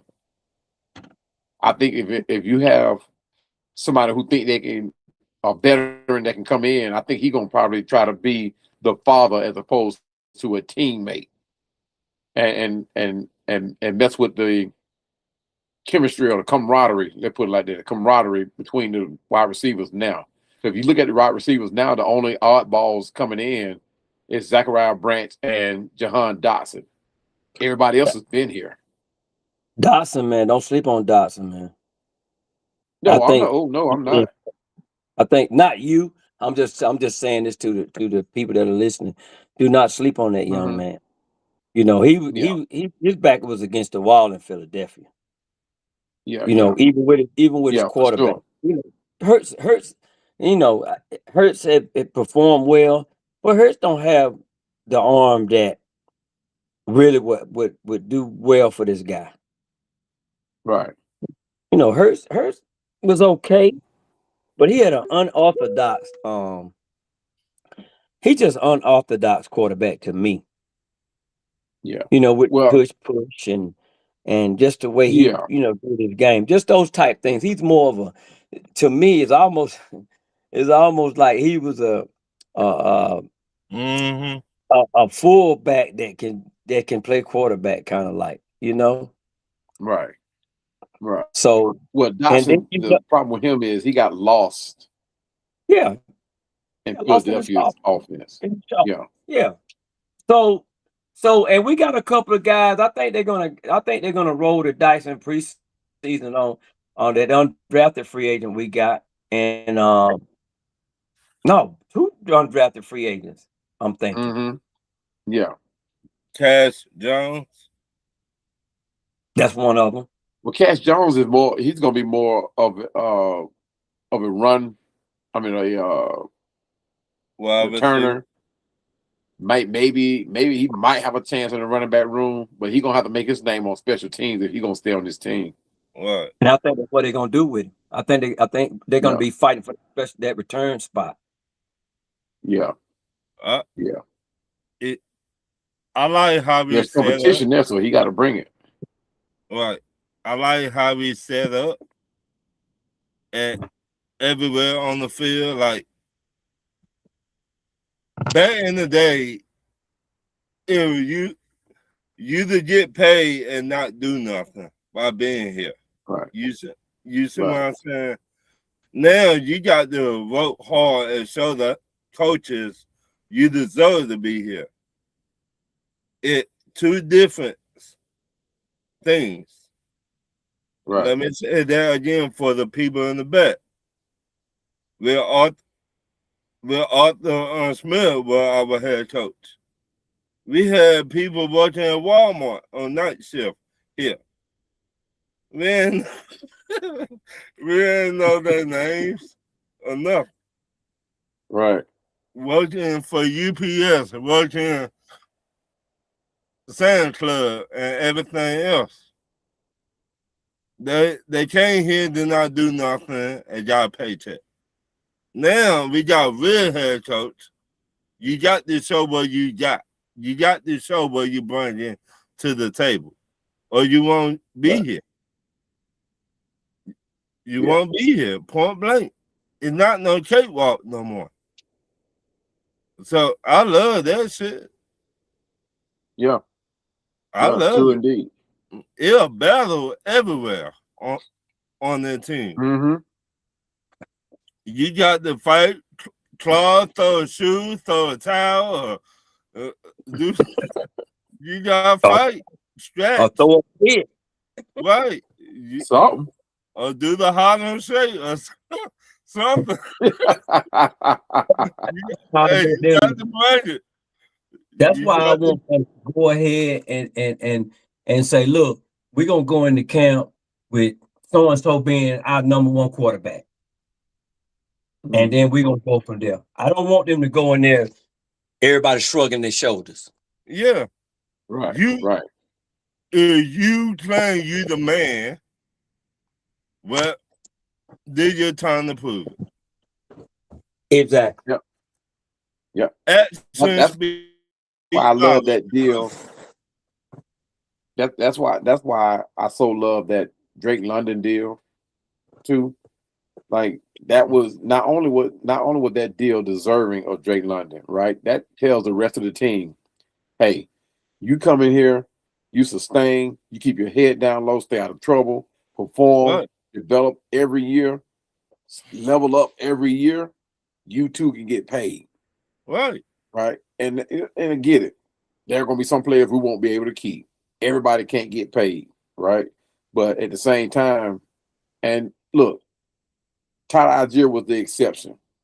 But I think if they do what they're supposed to do, and they're going to be some wide receivers that are going to be some exceptions too, because wide receiver a dime a dozen. It's all about team fit now. Right. So as opposed to stature. But for the most part, you're going to get paid. Look at these linemen; they about to get paid in the next couple of years. Mm-hmm. You know, we ain't gonna have to worry about Drake London, Bijan, Kyle Pitts, because these guys are already signed. They're paid. Jesse Bates. Well, Jesse Bates may not be here next year or the year after, but we talking about guys that's going to continue to get paid because this team has to develop chemistry, and they got to stay together to develop chemistry. So they building this team young. All these 1 year proof players that we got on these 1 year prove it deals. Look, you talking about bargain basement deals, right? Because they're getting paid minimum money now. So it's not like they're going to come in asking for $5, $6, $7, $8, $9 million, even next season when it's time to come in and sign contracts. So Ian Cunningham did us some justice. Mm-hmm. People might not like what he did, but business-wise, financial-wise, we're in very good shape. Going into the draft, we're going to have upwards of $100 million for the draft. For the spend. We're going to have upwards of maybe 10 picks, maybe 12 picks next year in next year's draft. So we're going to have some, unless he mess around and make some deals before using those picks. But at projection, that's where we're going to be at, between 10 to 12 picks and over $100 million to spend. So next season, 2028, is looking very bright right now.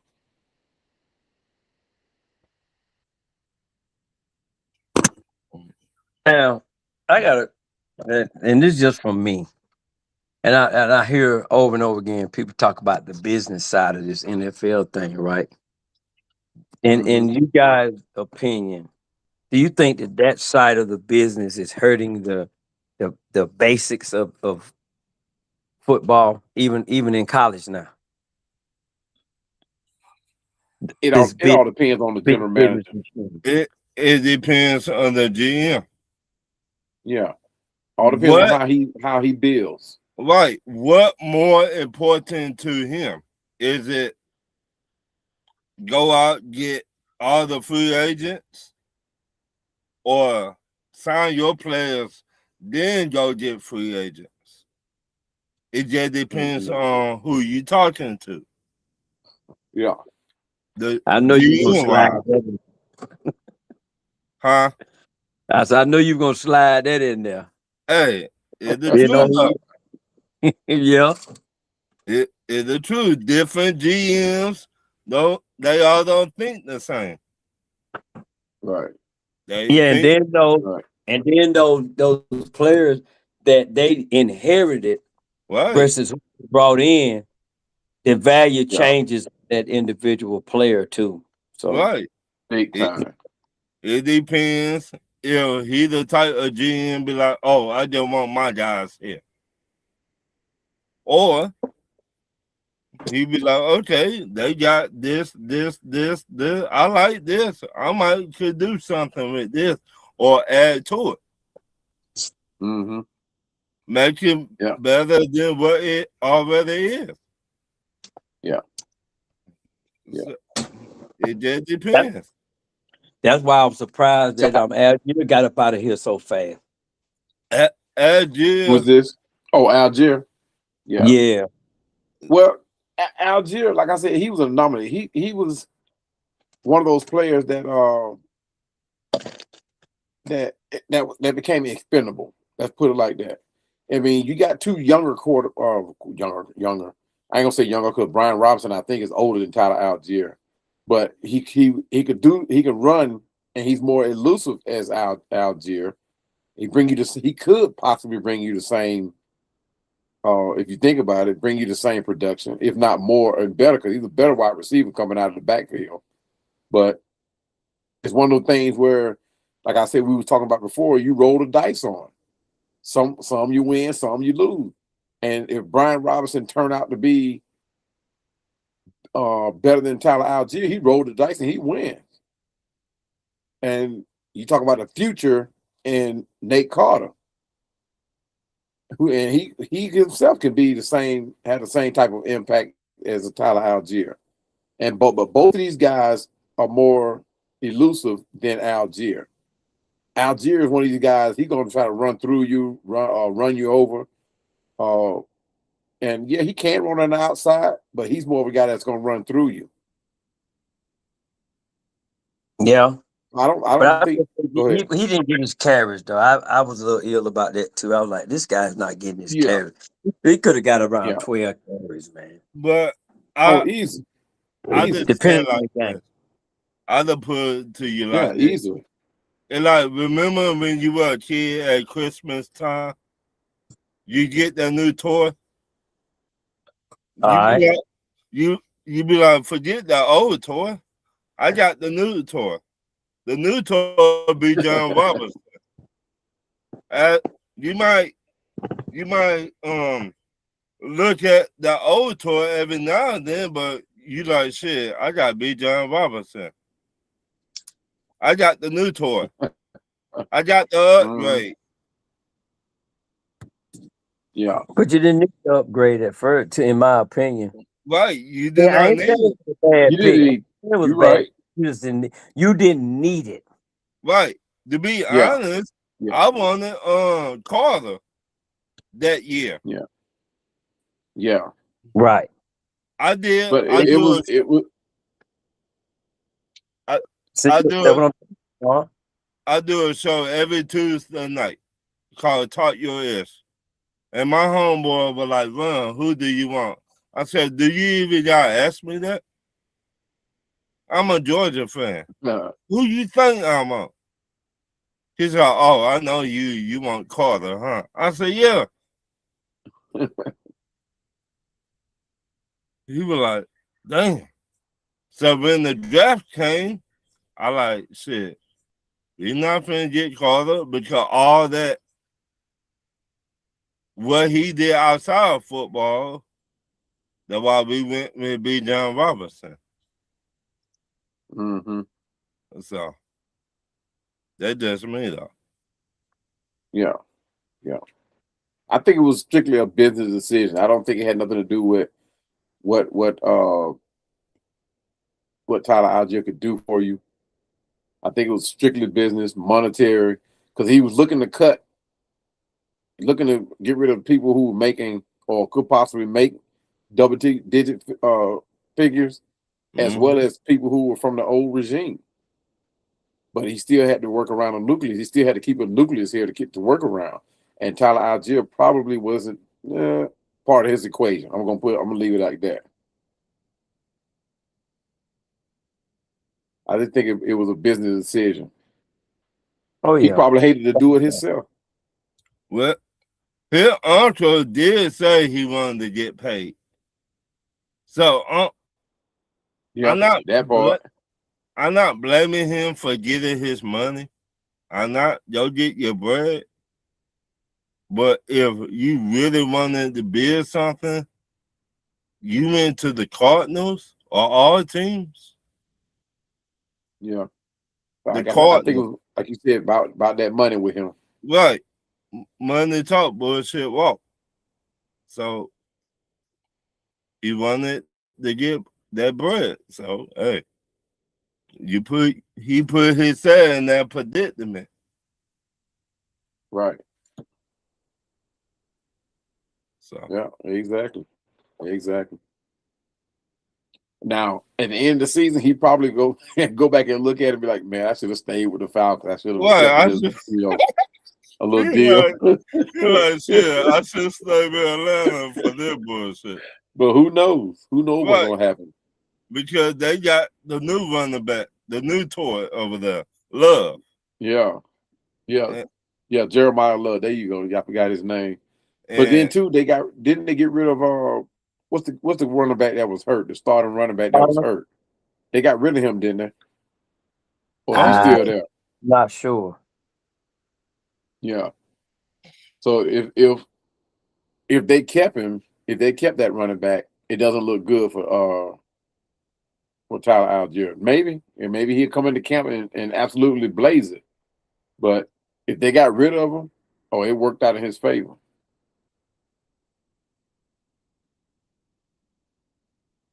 No, Connor's still with Arizona.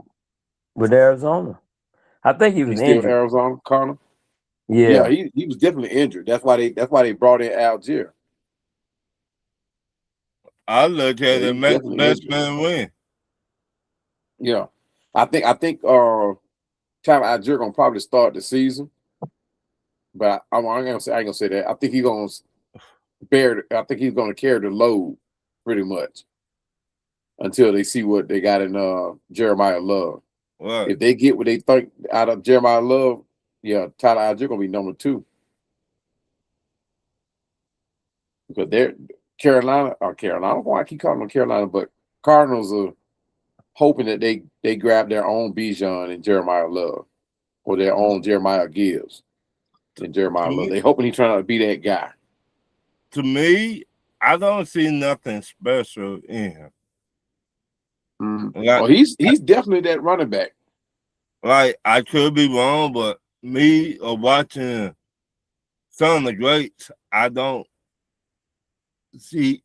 I cannot say, oh, he won them. Uh-huh. You see I what I'm feel you. saying? It's just me. I cannot speak for everybody else. Yeah, I yeah. cannot say he a game changer. Like you just see all the great running backs play this game Right. or playing in this game right now. You just be like, oh, he a game changer. In love college film, I never thought like he was that dude, that game changer in college. Mm-hmm. So I could be wrong. I mean, that's just me though. Yeah, yeah. Well, a lot of people, including like the NFL analysts, commentators, of course they're not perfect either, but they they I ain't gonna say they think he's the second coming, but they think he can be a benefit to exactly what the Cardinals need.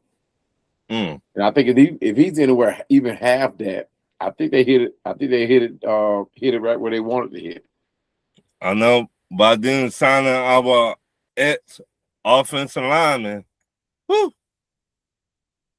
they ain't doing no justice. We know he been not blocked for nobody. Right. Yeah.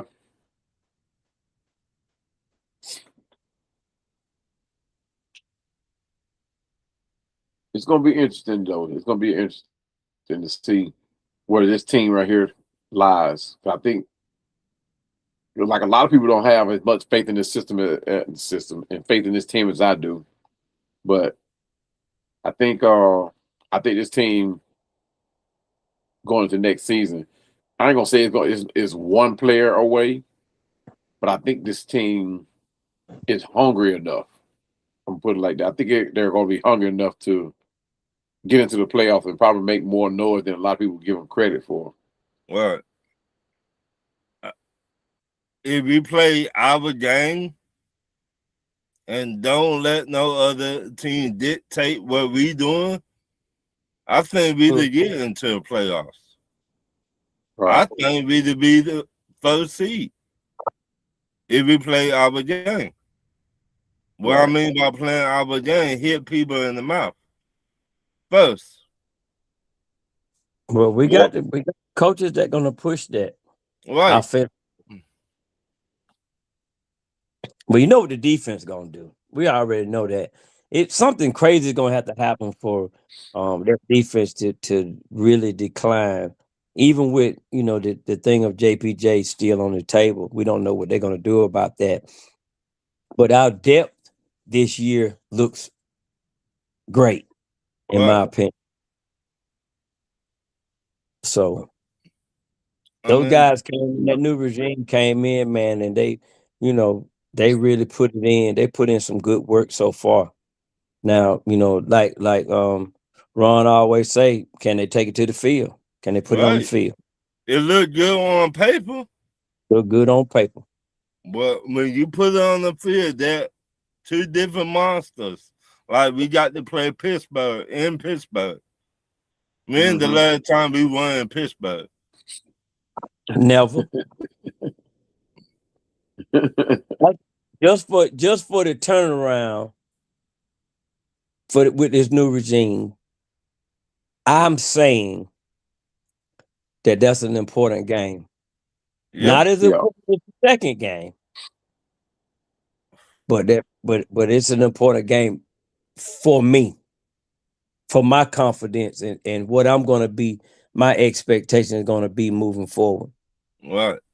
If we can come up there and just change our momentum in Pittsburgh, go down there and get this win, and then come home and face Carolina, who, by the way, has had our number with little boy Brian Bryson.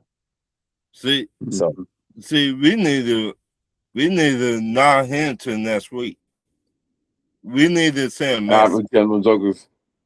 Right. I'm telling them jokers on the Panthers podcast. Ain't nobody scared of no brittle Bryce. See, they hate that, man. We need to hit him to next week. Yeah, and I think we will because they didn't increase the protection, the offensive line at all.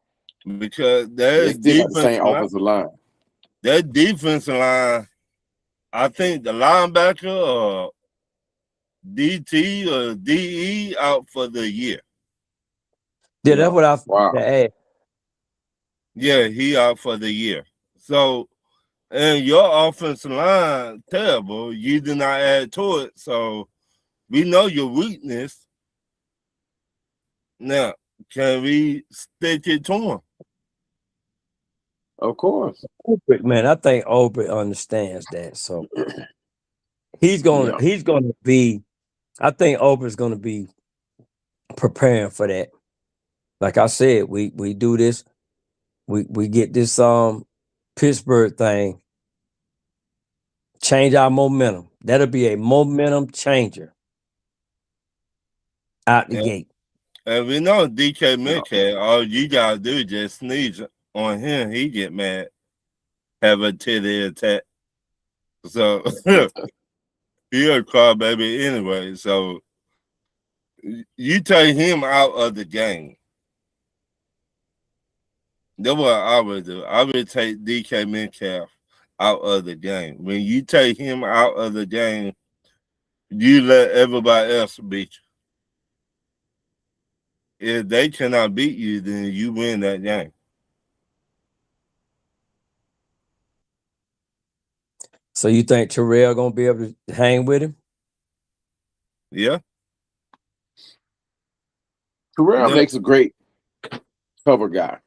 right. He The, reminds me. He reminds me of Dion, but he can tackle. right. Dion couldn't tackle worth nothing. The question is well up for the challenge. Can he hang with him? Yeah. But you got to be one of those dudes up for that challenge. Yeah. Now he got some developing to do. So Right. Mike Hughes, he's not gonna go anywhere. Not unless come Camp and Mike and Albrecht is like, whoa, Avion is that guy. But other than that, Mike Hughes gonna be here. He's gonna probably be the starter. Now the way Avion is gonna hit the field with Mike Hughes there is Avion is gonna probably have to drop down in the slot, Right. which probably could possibly happen anyway because of Billy Bowman. He's not healthy yet. And they're talking about he probably won't be healthy even before training camp starts. So I'm like, I mean, is he going to miss some games this year? Because they're talking like he's not even going to be ready. See, I was going to ask y'all when he's supposed to be back on the field. Yeah, I remember when Raheem Morris said something about it, and somebody asked Raheem Morris about it, and his answer was, "It's bad. It's all bad." So, what is all bad? I don't know. I don't remember what his injury was. What was his injury? Was it ACL or I think what? it's, I don't remember what his injury was. I need to go back and look. I don't remember. Yeah, but they made it seem like he wasn't going to be ready even for the start of training camp. But that funny you say that because remember Bryce, the past was redrafted Right 2 years ago. Price, His yeah. had tore his ACL, but he was walking on the sideline. Yeah. Well, you can walk. You can walk with the ACL tear. You can do that. You just can't do any strenuous activity like cutting. Right. The things normal football players do on the field. You can't make those type movements. Now, as far as walking, you got some that can walk. It won't be normal, but you got some that can walk with it. Some got to put on a boot. Some got to get on crutches. And I don't know the difference between whether or not if it's a clean tear, partial tear, whichever one makes a difference. But it's not one of those things where you got to go have major reconstructive surgery. You know what I mean? Right. But the way Raheem was talking about it, like it was bad. It's all bad. It just tells me that it's worse than, something. Because I know like some people can come back like the following season and play off an ACL tear. But what you don't want it to happen is it become a reoccurring event. Like every season, he having something, So give him time to heal or repair it or whatever you need to do, but don't rely on him to that's what I say, don't rely on him. Don't push him to come back before his time. Right. To me, Raheem Morris was a car salesman. He will tell you what you want to hear, not tell you what you need to hear. You be like, Raheem, hey, how is it outside? Oh, it's raining. He be like, Raheem, it's raining outside. Raheem, it's raining outside. I looking Hey, at the rain coming down from the sky. Raheem, I be like, tell us what we need to hear, not what we want to hear. Especially when it comes to these players. and start smiling. We Yeah. got I like somebody should slap the shit out of them man. Smiling. Like the Joker. You see me? well, man. That's what he do, man. I mean, that's what he good at, man. That's how he got his next job. I said, thank God he not with us no more. Yeah. We see what they do with the 49ers. The first time you mess up over there, they cut you. Well, he's in his element right there. He's the offensive coordinator. The only difference is with the Rams and with the Falcons, he was riding on somebody else's coattail.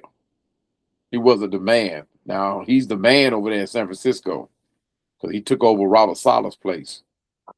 So he's not off the hook. He still got to show and prove that he can even be the coordinator. Yeah. So we'll wait and see. I'll be like, you fired, player. A smile about that. Smile about that. You fired. People like, but boss, I ain't clocked in yet. Yeah, player, you look at me, cocked out. You cocked out. We've cleaned your office out for you. Right. People like, you haven't sent me no text? No, player, I forgot, but you fired. Right. That's what I would say to him. People like, he did the first day. Well, you know, I would go with somebody else. I would go with somebody working at Walmart. You fired, player. Or say it like they used to say, we decided we're gonna move in another direction. Right. Mm-hmm. I'll be like, do y'all know him? They'll be like, no, we don't know. I don't know him either. Hey, police, come get the man off of the come get the man. But yeah. I think we building something special. Yeah. And we gonna be a problem. And yeah. I like how a lot of people think different. Right. I like how everybody shitting on us. And the Falcons not gonna do nothing this year. Okay. Now we hit Pittsburgh and all the other teams in their mouth and they get the air. Don't try and jump on the bandwagon then. That's what I'm gonna love. Because don't let us get to the playoffs. Right. If we get to the playoffs, dude, or anywhere close to conference contention, I'm gonna do a podcast just to call out every content creator, every fan that I know that came at me. I'm gonna do a podcast just for them. I'm gonna drop names. I don't care who. I'm gonna drop names and everything. I would call out Lewis Reddit. I would call out exactly. No, Lewis Reddit said the Saints were gonna win this division. You taking the don't Saints? Do that. That's what he said. The Saints looking good. They got this player. They got that player. What about us? See, I wish when we make it to the playoffs, I wish I could call out all the ESPN people, all those people that working at NFL Network that been talking shit about the Falcons. Right. And ask them. I'm hashtagging everybody. Oh Lord. I'm hashtagging them. Well, I I hope don't you get care. the opportunity, my guy. I hope so too. I really do. I want to buy me some playoff tickets this year. That's it. I cannot Man, even afford to look at them. Hey, man. Look, man, your day coming, bro. I'm not like You Cowboy just have over to, here got the helicopter in the backyard and eating that the big low T-bone helicopter. steak, That eating big the low helicopter. I ain't got nothing to do with that. eating the T-bone steaks, be in grain the suit, fed. Oh be man. be in the suit up there. Man, I'm gonna go. I'm gonna go ahead and make me See, a ham and cheese now sandwich. A sandwich. A don't you mean sandwich. don't you I, mean that I went to T-bone all, that man. T-bone steak, you know?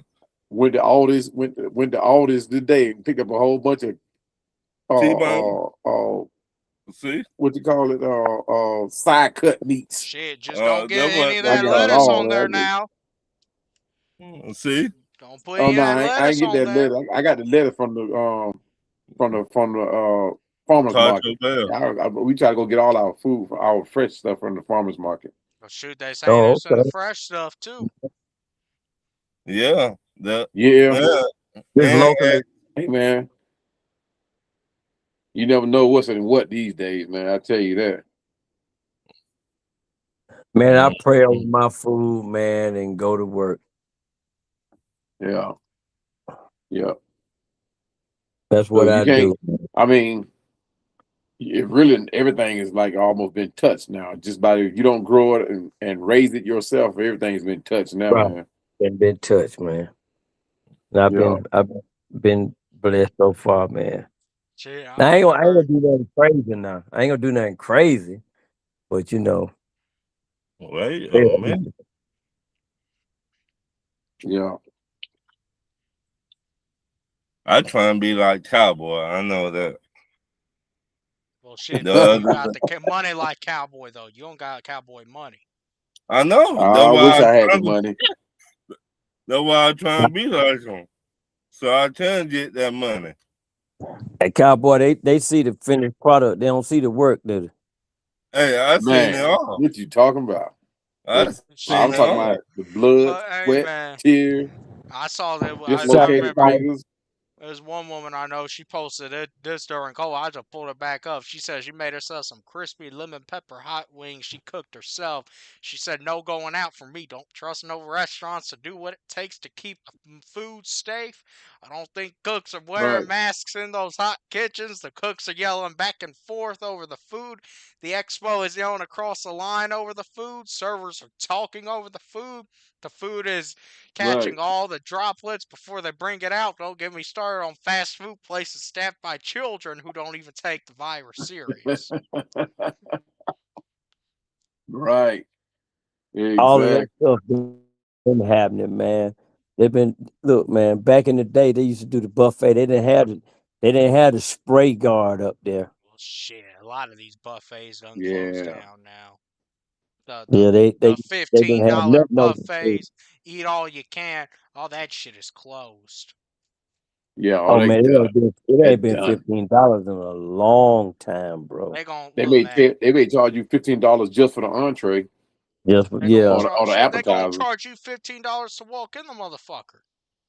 it's about Yeah. Screw $30, that. man, to eat Screw that. buffet, man.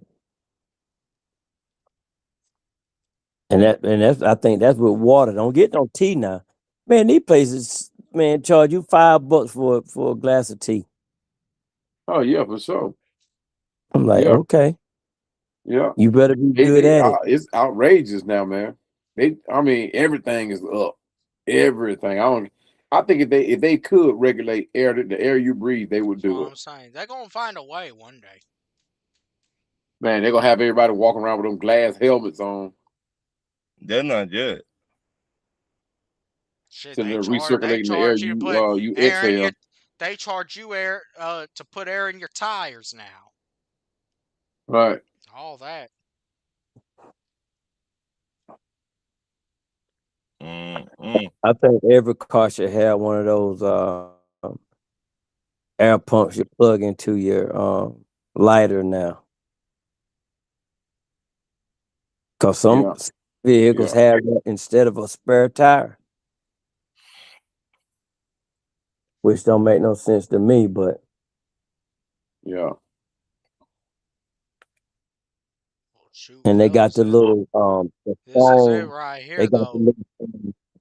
This is it right here. Shit, we're and look, training camp is starting on Tuesday tomorrow, cause it's Monday now.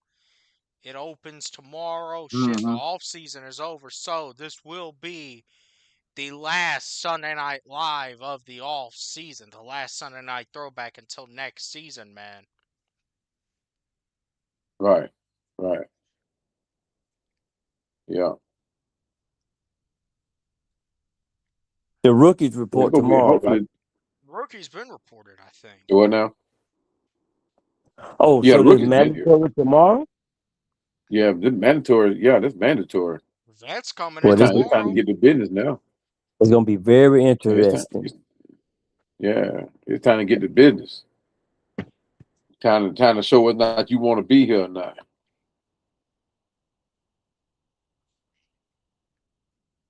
So yeah, time to see. Y'all Yeah. know what games they were in the throwbacks for yet? I don't know. You don't know, Cowboy? Nah. I really What haven't kept up with it like that. what games you think they're gonna wear them for? I'm hoping the game overseas. Man, you hope they I'm wear them. hoping. I don't hope they wear them overseas, man. Probably against You Baltimore. hope they don't. Mm-mm. That's a good game. You think it'll be a home game Baltimore, though? Baltimore, San Francisco.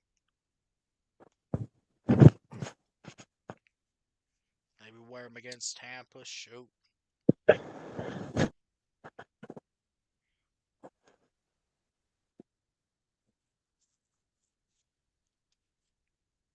Mm. Should I be got to go back warm. and look at those uniforms. Is any of them? Are we doing? We don't have the gray pants, do we? What what color pants we got? We Uh, got white So- is that gonna pants. be part of? Is that gonna be part of the throwback? I We got wish it what? was. Nah, we just got white pants. Uh, that gray was hitting hard though back in the day though. That's what I'm That Man, saying. picture you got right here, like even like the one right here with Steve Bartkowski, that's hard. man, that grip with with Yeah, that red jersey. Mm. yeah, that is hard right there. Yeah, I've always liked that. Of course, back then they looked good in the red or the white. Back then, those jerseys was hard. I like Yeah, that.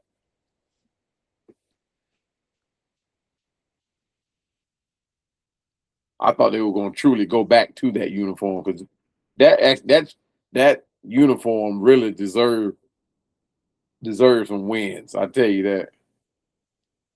Those were some nice jerseys. Shit. But when they were talking about going back and doing a tribute, I thought they were going to do a full on sock uniform swap. I was hoping they I would. did. Boy. Yeah. But like these right here, man, I mean, I wasn't crazy about these at all. I got the Bijan jersey, but I was not crazy about it at all. I got the white one. But like I said, I was not crazy at all about them, man. They were actually disappointing.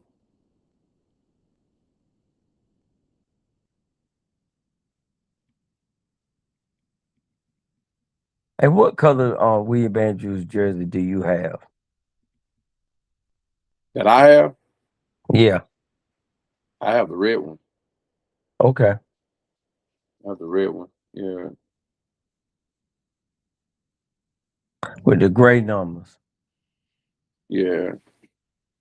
Yeah. Like I said, I'm gonna have to take it out the frame. I want to wear it. I want to wear it, but I gotta. I'm gonna take it out of the frame anyway because when I find them, So like when I finally get in contact with him, I'm gonna see if I can get it signed. If I get it signed, it'll never come back out of that frame. If he ever sign mine, I'm gonna do the same thing, bro. It's not gonna ever. It'll never come out. Yeah, yeah.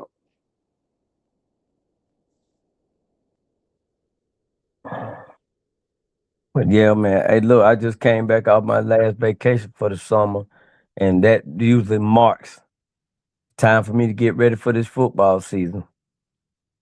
Oh yeah. You Oh know, yeah. time to start getting prepared for that, seeing mapping it out. I wish these flights would come down. I used to fly. I used to fly to Atlanta all the time. I'm trying to think of. I don't know if it wasn't JetBlue. I forgot the name of US something. But they kind of went away. It was US U.S. Air. Air. That was that the name of it. Man, I U.S. look, man. Airways. I think that's what it was. It's been years ago. I used to catch them deals, man, and would fly to Atlanta Right. with like 100 round trip. I caught one time a round trip. I think they did a typo or something, but they honored it. Man, I did a round Mm-hmm. trip and it was under $100. What? Yeah, this was in Might have been running a it was special. like 2010, 2015, somewhere like that. But Right. yeah, Right. man, it was for the low. I think I spent like $98 on a round trip ticket. Wow. Yep, to Atlanta. Yep. And it started going up now. Man, you mess around and catch them wrong. Shoot, That round trip ticket might cost you $400 or $500. Right. Right. So I said, well, We. I might as well to drive and just enjoy the view. Right. Right. Right. But I think I'm gonna start back looking. But with the fuel the way it is, it's probably not gonna be no cheap flights. But you never know. Oh yeah. I about to say yeah. You never know. Look. Closed mouths don't get fed. Might be one of the weekends where they trying to meet a quota Right. as opposed to just filling it. Just fill the seats up. And I used to do it on Tuesday night. Tuesdays were the best day to book flights. For some reason, that was gonna be your best pricing. Oh, of course. Yeah. The Yeah. closer you get to the weekend, that's yeah, shoot.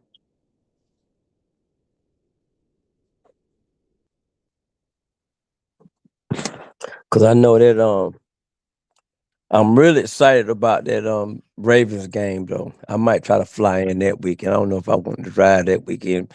It being Yeah. that's gonna be a Thursday night game. I mean a Sunday Sunday. night game, I right? think yeah. Sunday night. Yeah. I Okay. think yeah, a lot of people were trying to make that Baltimore game. Georgia Texas boy Yeah. I trying think a to. lot of people saying they're gonna be there.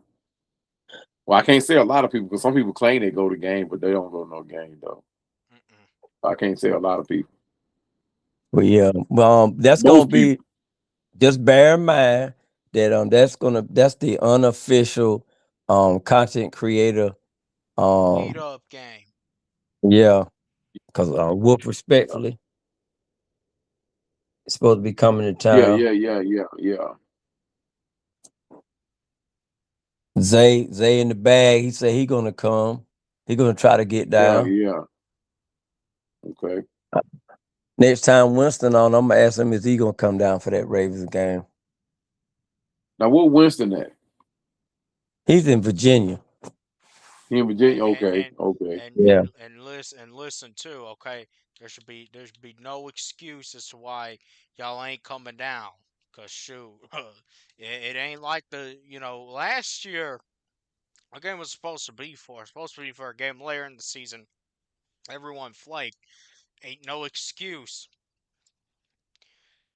this year. Shoot, we giving it to y'all early in the season. Yeah, yeah, yeah, yeah.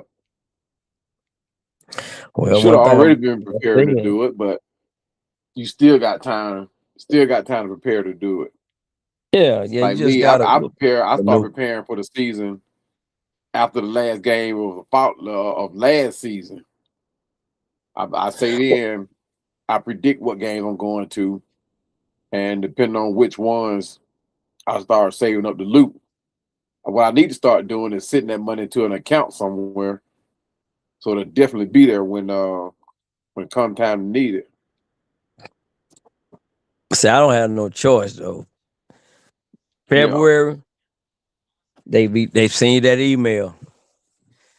So you got to start. See, I got mine set up 6 payments. So yeah. yeah, I got mine set up Yeah, I six got off of payments. that when I started that. When I started going and doing a lot more landscaping than usual. Right. So I got off of that. And so I do that and it works out good for me. Yeah, yeah, yeah. Worked out And it perfectly for go me. go out from February to June. And then actually 5 months. February, March, April, May, June. Yeah. Hmm. Yes, 5 payments. I don't know where I get that 6 from. Unless they shortened it. They might have shortened it on me. Because I remember it used to be 6 payments. Right. Or the odd money. I think the odd money comes out some kind of way. It's like a little odd money. It ain't like the regular payments.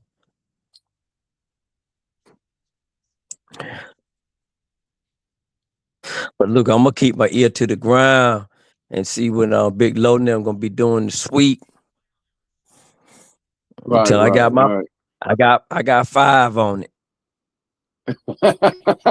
I got 5 on it. Yeah, I got 5 on it, man. Let a broke brother come Oh. see the luxury one time. Right. Shit, I That was goes up to in tell you the who got all the money right there. shit, I was up in the actually, you know that new 300 level they put in, Cowboy? So what now? That new Well, on the, 300 level suite where The like you can who? go the new in the bins, the new 300 level suite where like you can go up to the top, man, and watch from the top. They got like yeah, it's little like on the end zone, right? I didn't know they had suites up there. yeah, I sat up Ain't it? there for the I think it was a Miami game last year. Oh, did you? Yeah. Oh, okay. Had Well, never how did mentioned that about work that out one. for you? Shit, I just got a ticket. I got a good deal on the ticket too, man. Got a good deal on the ticket, so shit, just you know, sat That took up a big there. low stupid. Hey, free unlimited food the entire game. Oh, okay. Big Low said. Big Low said it's a club, not a suite. Big Low in the chat. He said also, man, you better get a. Big He Low, said, man, you tap better that get a link. friend with a helicopter. Tap that link. Ask Cowboy. He Tap that link, Big Low. Is he in the chat? Yeah, yeah. he is. But Big hey, Low, look, threw money in the hey, bus hey, the other night, man. hey, Big Low, look, I ran your helicopter out of gas, man. You know I ain't used to nothing, so you know how we do. So I ran it out of gas. As soon as I get my benefit package from the government, my my benefits and SSI and all that, I'll fill it back up. Shit, I may have to have it towed to your you house, saying man. they sending you another stimulus? Oh well, Yeah, it no, makes not another sense. They're stimulus gonna check. take care of the rich now. I'm talking about my food stamps and I'm talking about my food stamps and welfare check. I gotta wait till I get all that in so I can fill this helicopter back up. wait a minute. So hold on. Don't tell me now, Cowboy, you doing some shady things Hey that man, you you know taking away I'm a from the poor man. vulnerable. Hey, I'm a poor man, man. I gotta get this type of stuff, man. I gotta look. You If making they the start poor doing people people, more poor, and the rich are getting richer. no, I wish I had the money. I ain't got the money like y'all, man. I ain't got it. Say, I don't got any money. I gotta say it like Cedric Entertainer said, man, I ain't got it, man. I ain't got it. Nah, you got it, bro. You got it. You and Big Low, y'all both got it. Shoot. That low down Shit. that's sitting on OG, 350 acres. OG sitting on some stuff, some too. I know he is. Yeah, I'm sitting on 35 years. That's what I'm sitting on. 35 years in I'm a trying to row. get like y'all. That's all I know. 35 years, they got to pay off. Shit, man. You get your benefits up to 60%, OG. Oh no. No, that Mm. ain't nowhere near, buddy. Everything I do is a Hondo. It's like, No, sir. I don't hey, take no they got big low suite up there though. You probably can swap man. some up I'm there. You ain't look. got his suite. The big low country suite. Well, the thing about it is, but on the serious business, if we got a seat on, I'm prepared to pay for mine. I just want to get in there. I just can't afford the whole thing. You know what I mean? Yeah, I yeah. don't say I can't afford it. I just don't want to kick it out like that. Yeah. Shoot. Man. Yeah, I don't want to kick it out like that. Big Low, keep a brother in mind. If you got an open seat, man, let me know something. Man, Yes. look, man. Big Low got so much money, his money don't even get taxed because he got it all in investments. That's what Wow. you supposed to hide your money, bro. He got that Yeah, you Elon supposed he to. got that Elon Musk portfolio. You Hey, do too, man. cowboy. Shit, come on. Look, you could look. All you gotta do is know how to set that thing up, man. Right, All you right, gotta do right. is set that thing up. You set it up right, man. You ain't even got to pay no taxes. Get the right financial So, advisor. Yes, sir. Yes, sir. man, Set set it up right. It'll balance out for you. I don't write the rules. I just try to play the game inside the rules. hey man.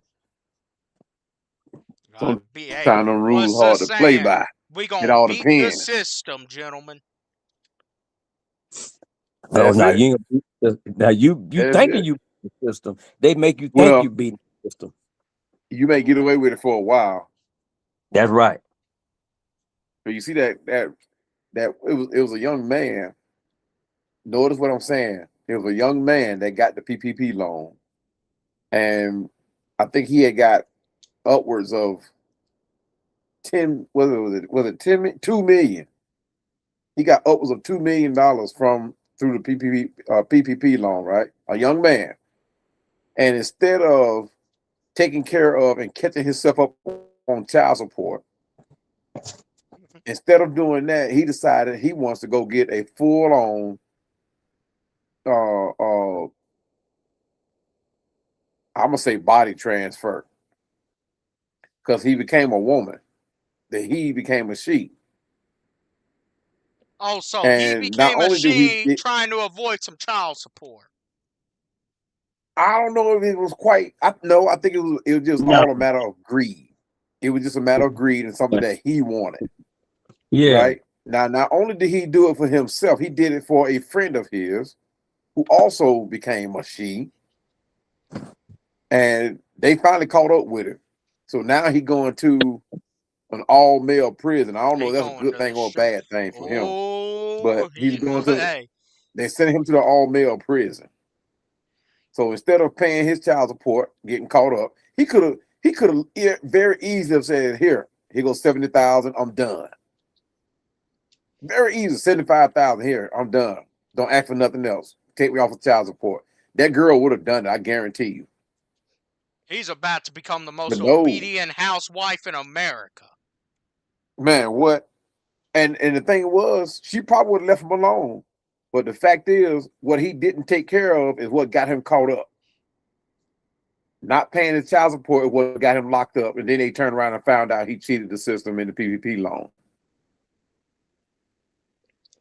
Man, shoot, y'all see this? This Crazy. they just said again about this David rapper. They doing some pre-trial shit. They saying, man, this dude forced that girl to get that girl was pregnant at 13 and shit. She had to get an He probably abortion. was. That dude He needs probably to be was. set on fucking fire. Yeah. It's a whole lot of stuff that's is that the one with the girl they just found dead? Yeah, in the Tesla. That that Kellyanne Elise Henry girl? Oh, you talk about the Is that who TikTok? you talking The about? you talking about the one that got murdered by her husband the other day?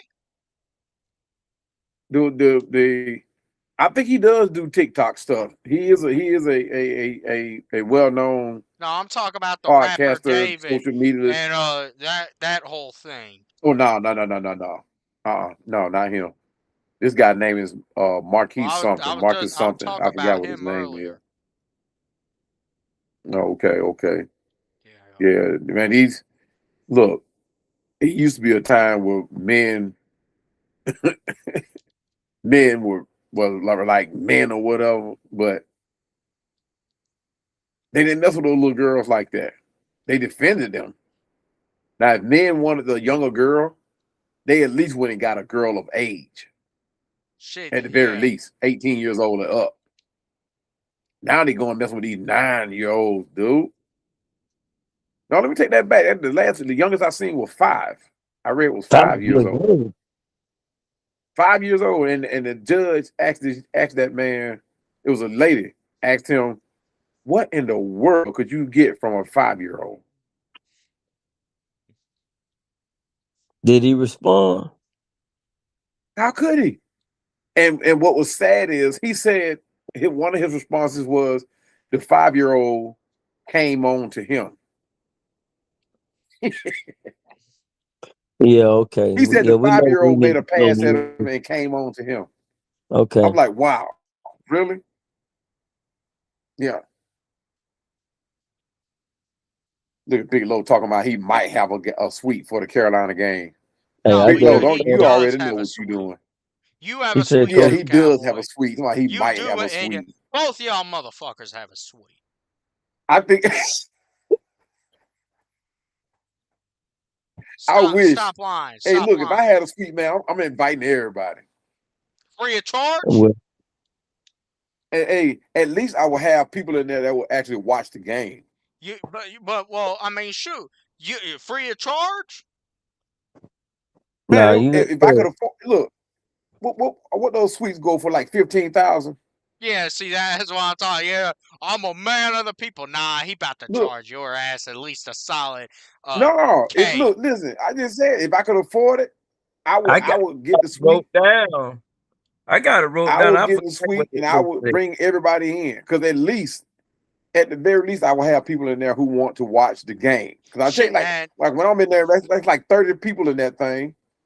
It's like 30 people in there, maybe a Oh, little you in the less, and like myself and like maybe one or two other people are the only ones watching the game. No, matter of fact though. Matter of fact, y'all know those like little terrances or like those little like y'all want to talk about down on the field level suites. Down on the 25 to the 50 Yeah, yard. Y'all know what I'm talking right. about. We Yeah, need to go ahead. I think it's the Bell South. I think it belonged to was it Bell South No, or no, AT&T? someone I needs think to it's rent those AT&T. out. Someone needs to rent those out. You can actually buy your way in if you're a season ticket holder. You just have to buy that package. I forgot what it takes to get in that. I forget. God, what was it? I think it's the AT&T package, and it is kind of expensive too, though. For me, it's expensive. I don't know about y'all in big country. Man, know Y'all you high expensive you to high. y'all is expensive to y'all is unaffordable to me. So I mean, I'm just calling like I see it. I think it. Nah, expensive to us is the money you're burning every second. Yeah, I wish. I wish, but it is a separate price for that down there. But you put the right people together, man, you can make it happen real easy. You know, you might Oh have yeah, to everybody just gotta, yeah. you might have to give As up with about anything, everybody gotta buy in. yeah, everybody got to buy in. That's why I told Lowe if he get it, hey man, holler at your boy. I want to get in the suite one time. I got mine. For sure. Like I For said, I got sure. 5 on it. I got 5 on it. 5 on it. Because Hey, look, man, it's very doable. If you get, I'm like you tell say, you get something. the right number of people, yeah, Yeah, that man. Come on. Look, it come with a nice looking hostess. Ain't no dudes. Well, I take that back. They do have this one dude up there, but he flaming, so but he don't never be in ours. I don't wouldn't want him in ours. yeah, I want But yeah, I want this they good at this what they one. do. Yeah, I want to do Huh? it at least one time because look, man, if I don't work for it now. Now I'm ready. I'm gonna give back. You know how people say they give back to the community. I'm Right, finna, I'm, right. I'm finna give back, but it's gonna be on my own behalf. Yeah, true that, true that, true that. But that's something that could very easily be done though. It's just that people gotta you can't go in there and make the deal on the suite and not know who gonna buy in or already have the money to buy in. That's something that you already gotta have the money. Go ahead and buy in because you get some people like, yeah, man, I got you, and you turn around, it's I don't time to pay got you. up. And they They start ain't singing got you. their songs, right? Boy, Right. that killed me right there, boy. They start Yeah. singing them songs. Right. Like, Right. Hey, Right. OG, you see what I sent you earlier? yeah, man, that's crazy, man. But they pretty cool though. But I don't believe if they weren't on camera though, I don't think they would have been that cool though. Shit, cowboy, you know what we talk about? No, What's you that? don't. You watch, you know about the Tommy G YouTube channel? Tommy G. The one who went and took the tour of the Clayton County Jail. Oh yeah, yeah, yeah, yeah, yeah, yeah, He yeah, just yeah. put out another video with them, him and the officers. They essentially recording their entire day going out and arresting people throughout the county. Man, shoot. Yeah, I saw that. I saw that. They pulled up on several people at like the gas station or something. Yeah, man, did you People see the hanging out, one just sitting man? in their cars at the gas station. You see the one man, he was waiting for his old lady to go get cowboy. You know what I'm talking about? He was waiting for his old lady to go come out from getting her hair braided. You know what I'm talking Yeah, about? And, yeah, and what they found? Like, check this out. They found 500 cock pills on them.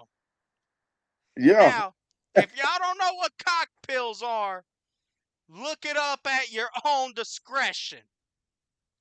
The officer was like, he about to he plan on having a good old time tonight. Hey, he's trying to have an orgy.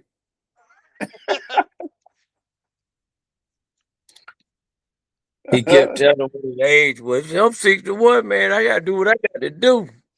Hey man, hey, quiet as kept. He might have been getting set for a P Diddy release. Hey, look, he had enough firepower. Yeah.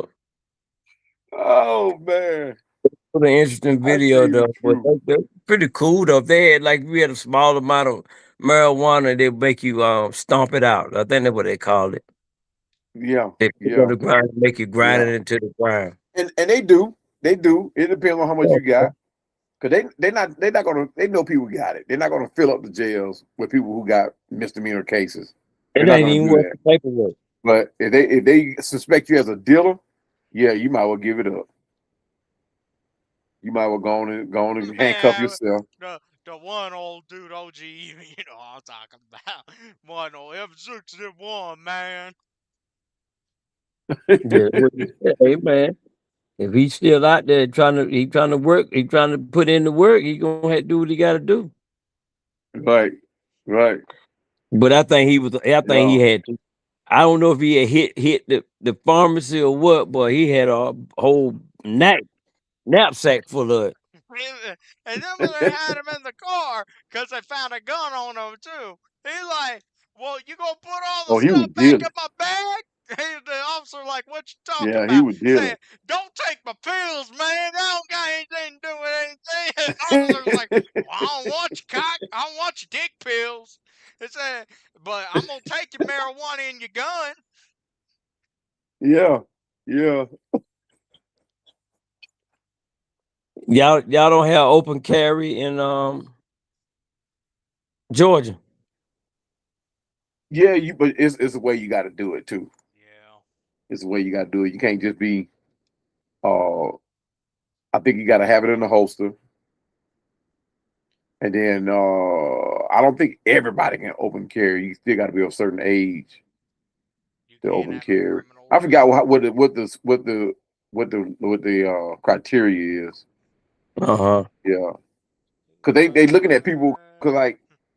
like when they first approved it, a lot of people were getting their guns snatched off their hip because they just had it hanging out their pocket like they, you know what I mean, like they're in the hood or whatever, or hanging Right. out the back of their shirt. And a lot of guns were hitting the street because of that. And like, and look, everybody deserves a right to protect themselves. Everybody, right?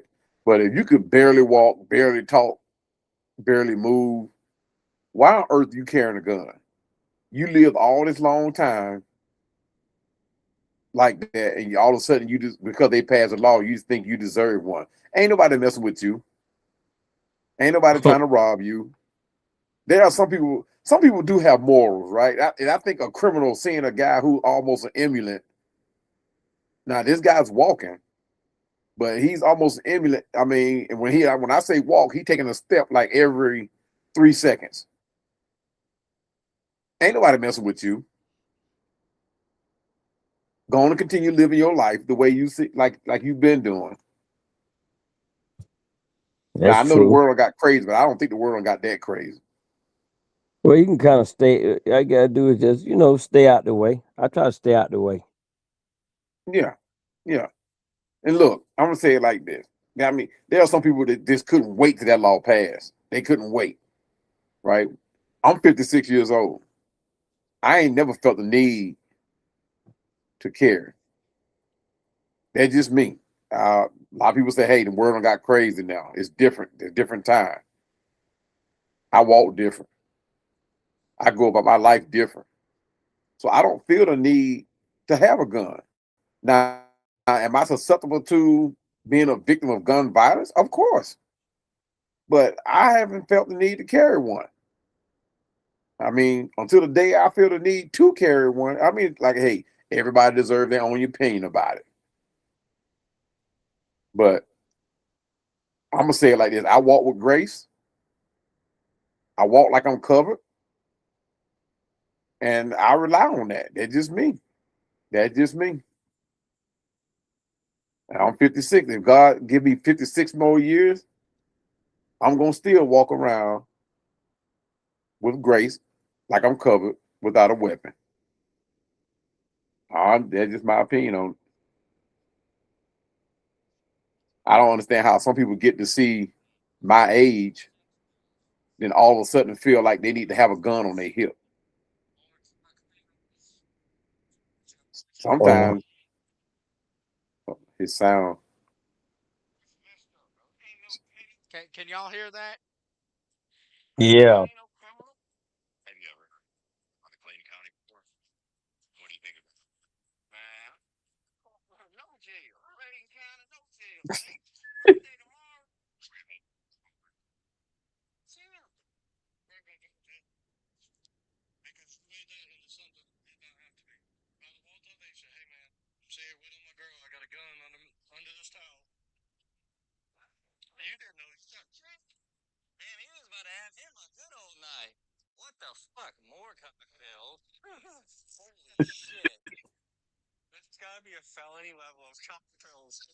I have never in my life seen so many cocktails on one person. 61 years old, bro. You need 472. shit, bro. Bro, that is like an illegal amount that you got. If you knew what I know, you say, yeah, you gonna tell me something I don't know? He sounded like he was What's the intrigued. story with the dick pills? I'm 61. He sounded like he want to go buy some. Don't be mad at me. How long does it take to go through like almost 500 days? That's a good supply there. All right, here's the deal. We go in jail. Please don't. You go in jail. You go in jail for possession of marijuana and possibly the gun is stolen. So all my stuff going back in my bag and all that stuff. Oh, what? My pills and all that, man. That ain't got nothing to do with nothing, man. I ain't gonna take your addiction. So they do. What you take? The weed and the gun? Have you ever been in Clayton County before? Yeah. What do you think about it?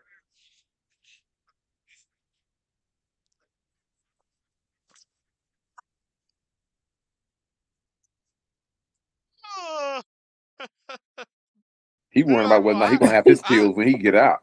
That's what he's worried about. He ain't worried about that jail or the gun. Yeah. That's what he worried about. Am I gonna have my pills when I got everything going back in my bag? No, Hey, dude, look, your stuff is confiscated now. he probably was selling them. Oh, I'm sure he was. Yeah. I don't remember that episode, but they making it sound like he had a lot, so I'm sure he was. But he had a lot, man. I've seen the footage. He had a whole knapsack full of those bottles. He had them in a bottle. Right. They say he had like 471 of them pills. Right. Gone. Yeah, I'm like, shit. That's a lot. And you saw, old lady walked out the store, just got That's a her lot. hair Bust braided. your heart wide open. Hey, OG, you know what I'm talking about. She walked out the store trying to give them all trouble. She's like, well, shoot, you going to jail for obstruction. Ain't that what they told her? I don't know why You got your hair all done. To them cops. Yeah, you got your hair all done and stuff, looking all cute to go to jail. All cute to go down Terra Boulevard. Yeah. Yeah, okay. We know what you doing. Man, you know he was on some of that white crystal. He just sounds like it. Oh yeah, for sure. Some of these people, they just sound like it. For sure.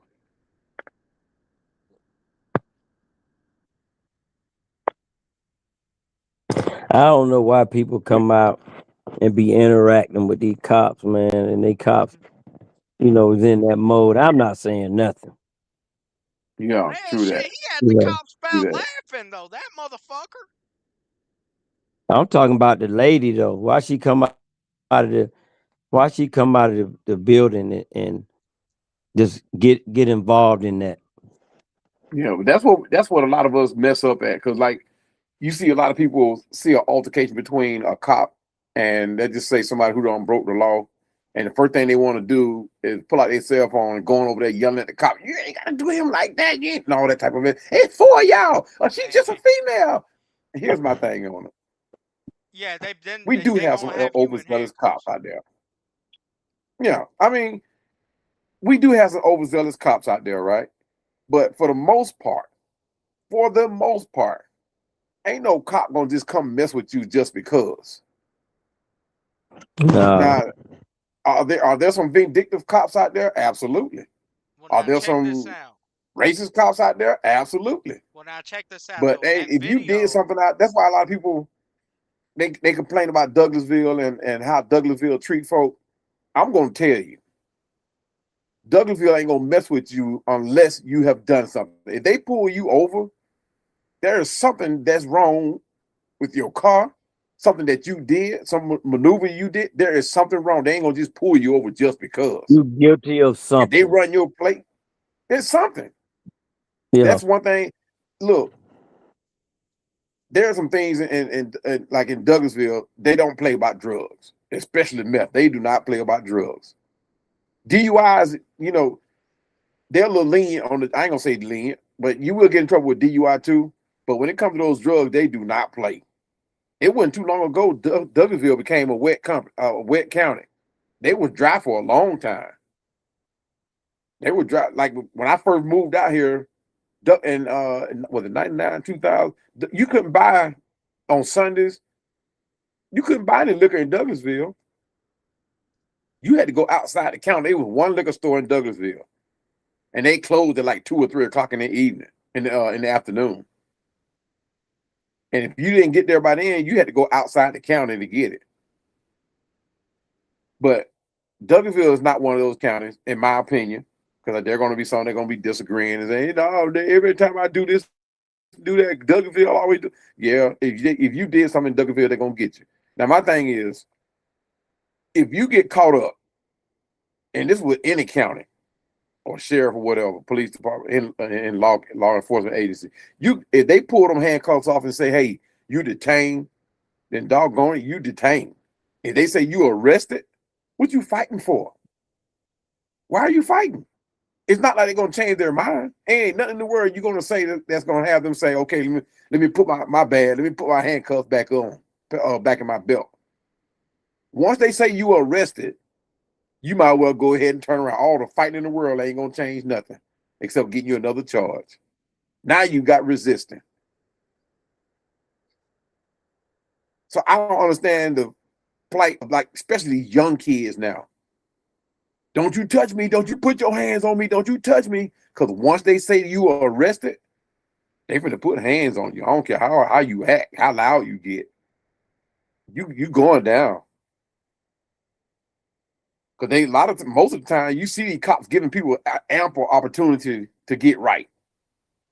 Whether it's handing over your paperwork or pouring out your liquor, stomping out your weed. They're going to give you opportunity to get right. Turn around, put your hands on the head. If you do anything outside of that, you're starting an issue. That's just my take on it.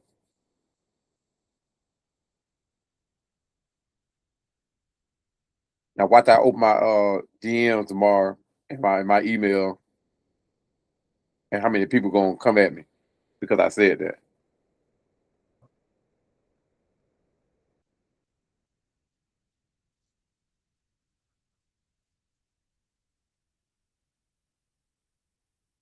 Oh, oh,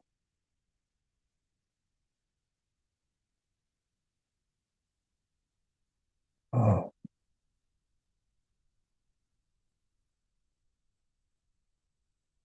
oh. Boy, y'all don't fell asleep, Oh, gee, you snoring? Uh-uh. It sounded like you were snoring. Shit. man. Nah. Somebody will call them hogs.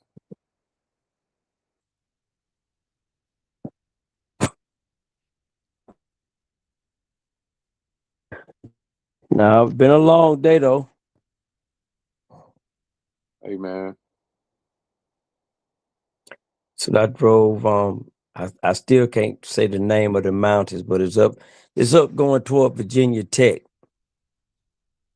And oh you been up that far? yeah. So Gee, then last weekend I was in West Palm Beach. oh wow, So yeah, man, I've been you putting making it that money. in. Now we know who making the money. No, all that was spending. Today I'm giving back. Like I said, now we know who making the money. I can't drive down the street to Dollar General. Oh, I come can't on, afford man. it. Cowboy, you know you I can't afford it. Look, they gave drive down the street to the Dollar General. I can't. I can't.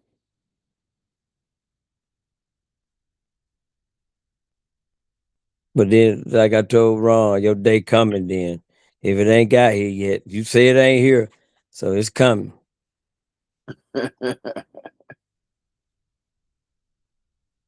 Like they say, every Yes, dog sir. has Yes, sir. Yes.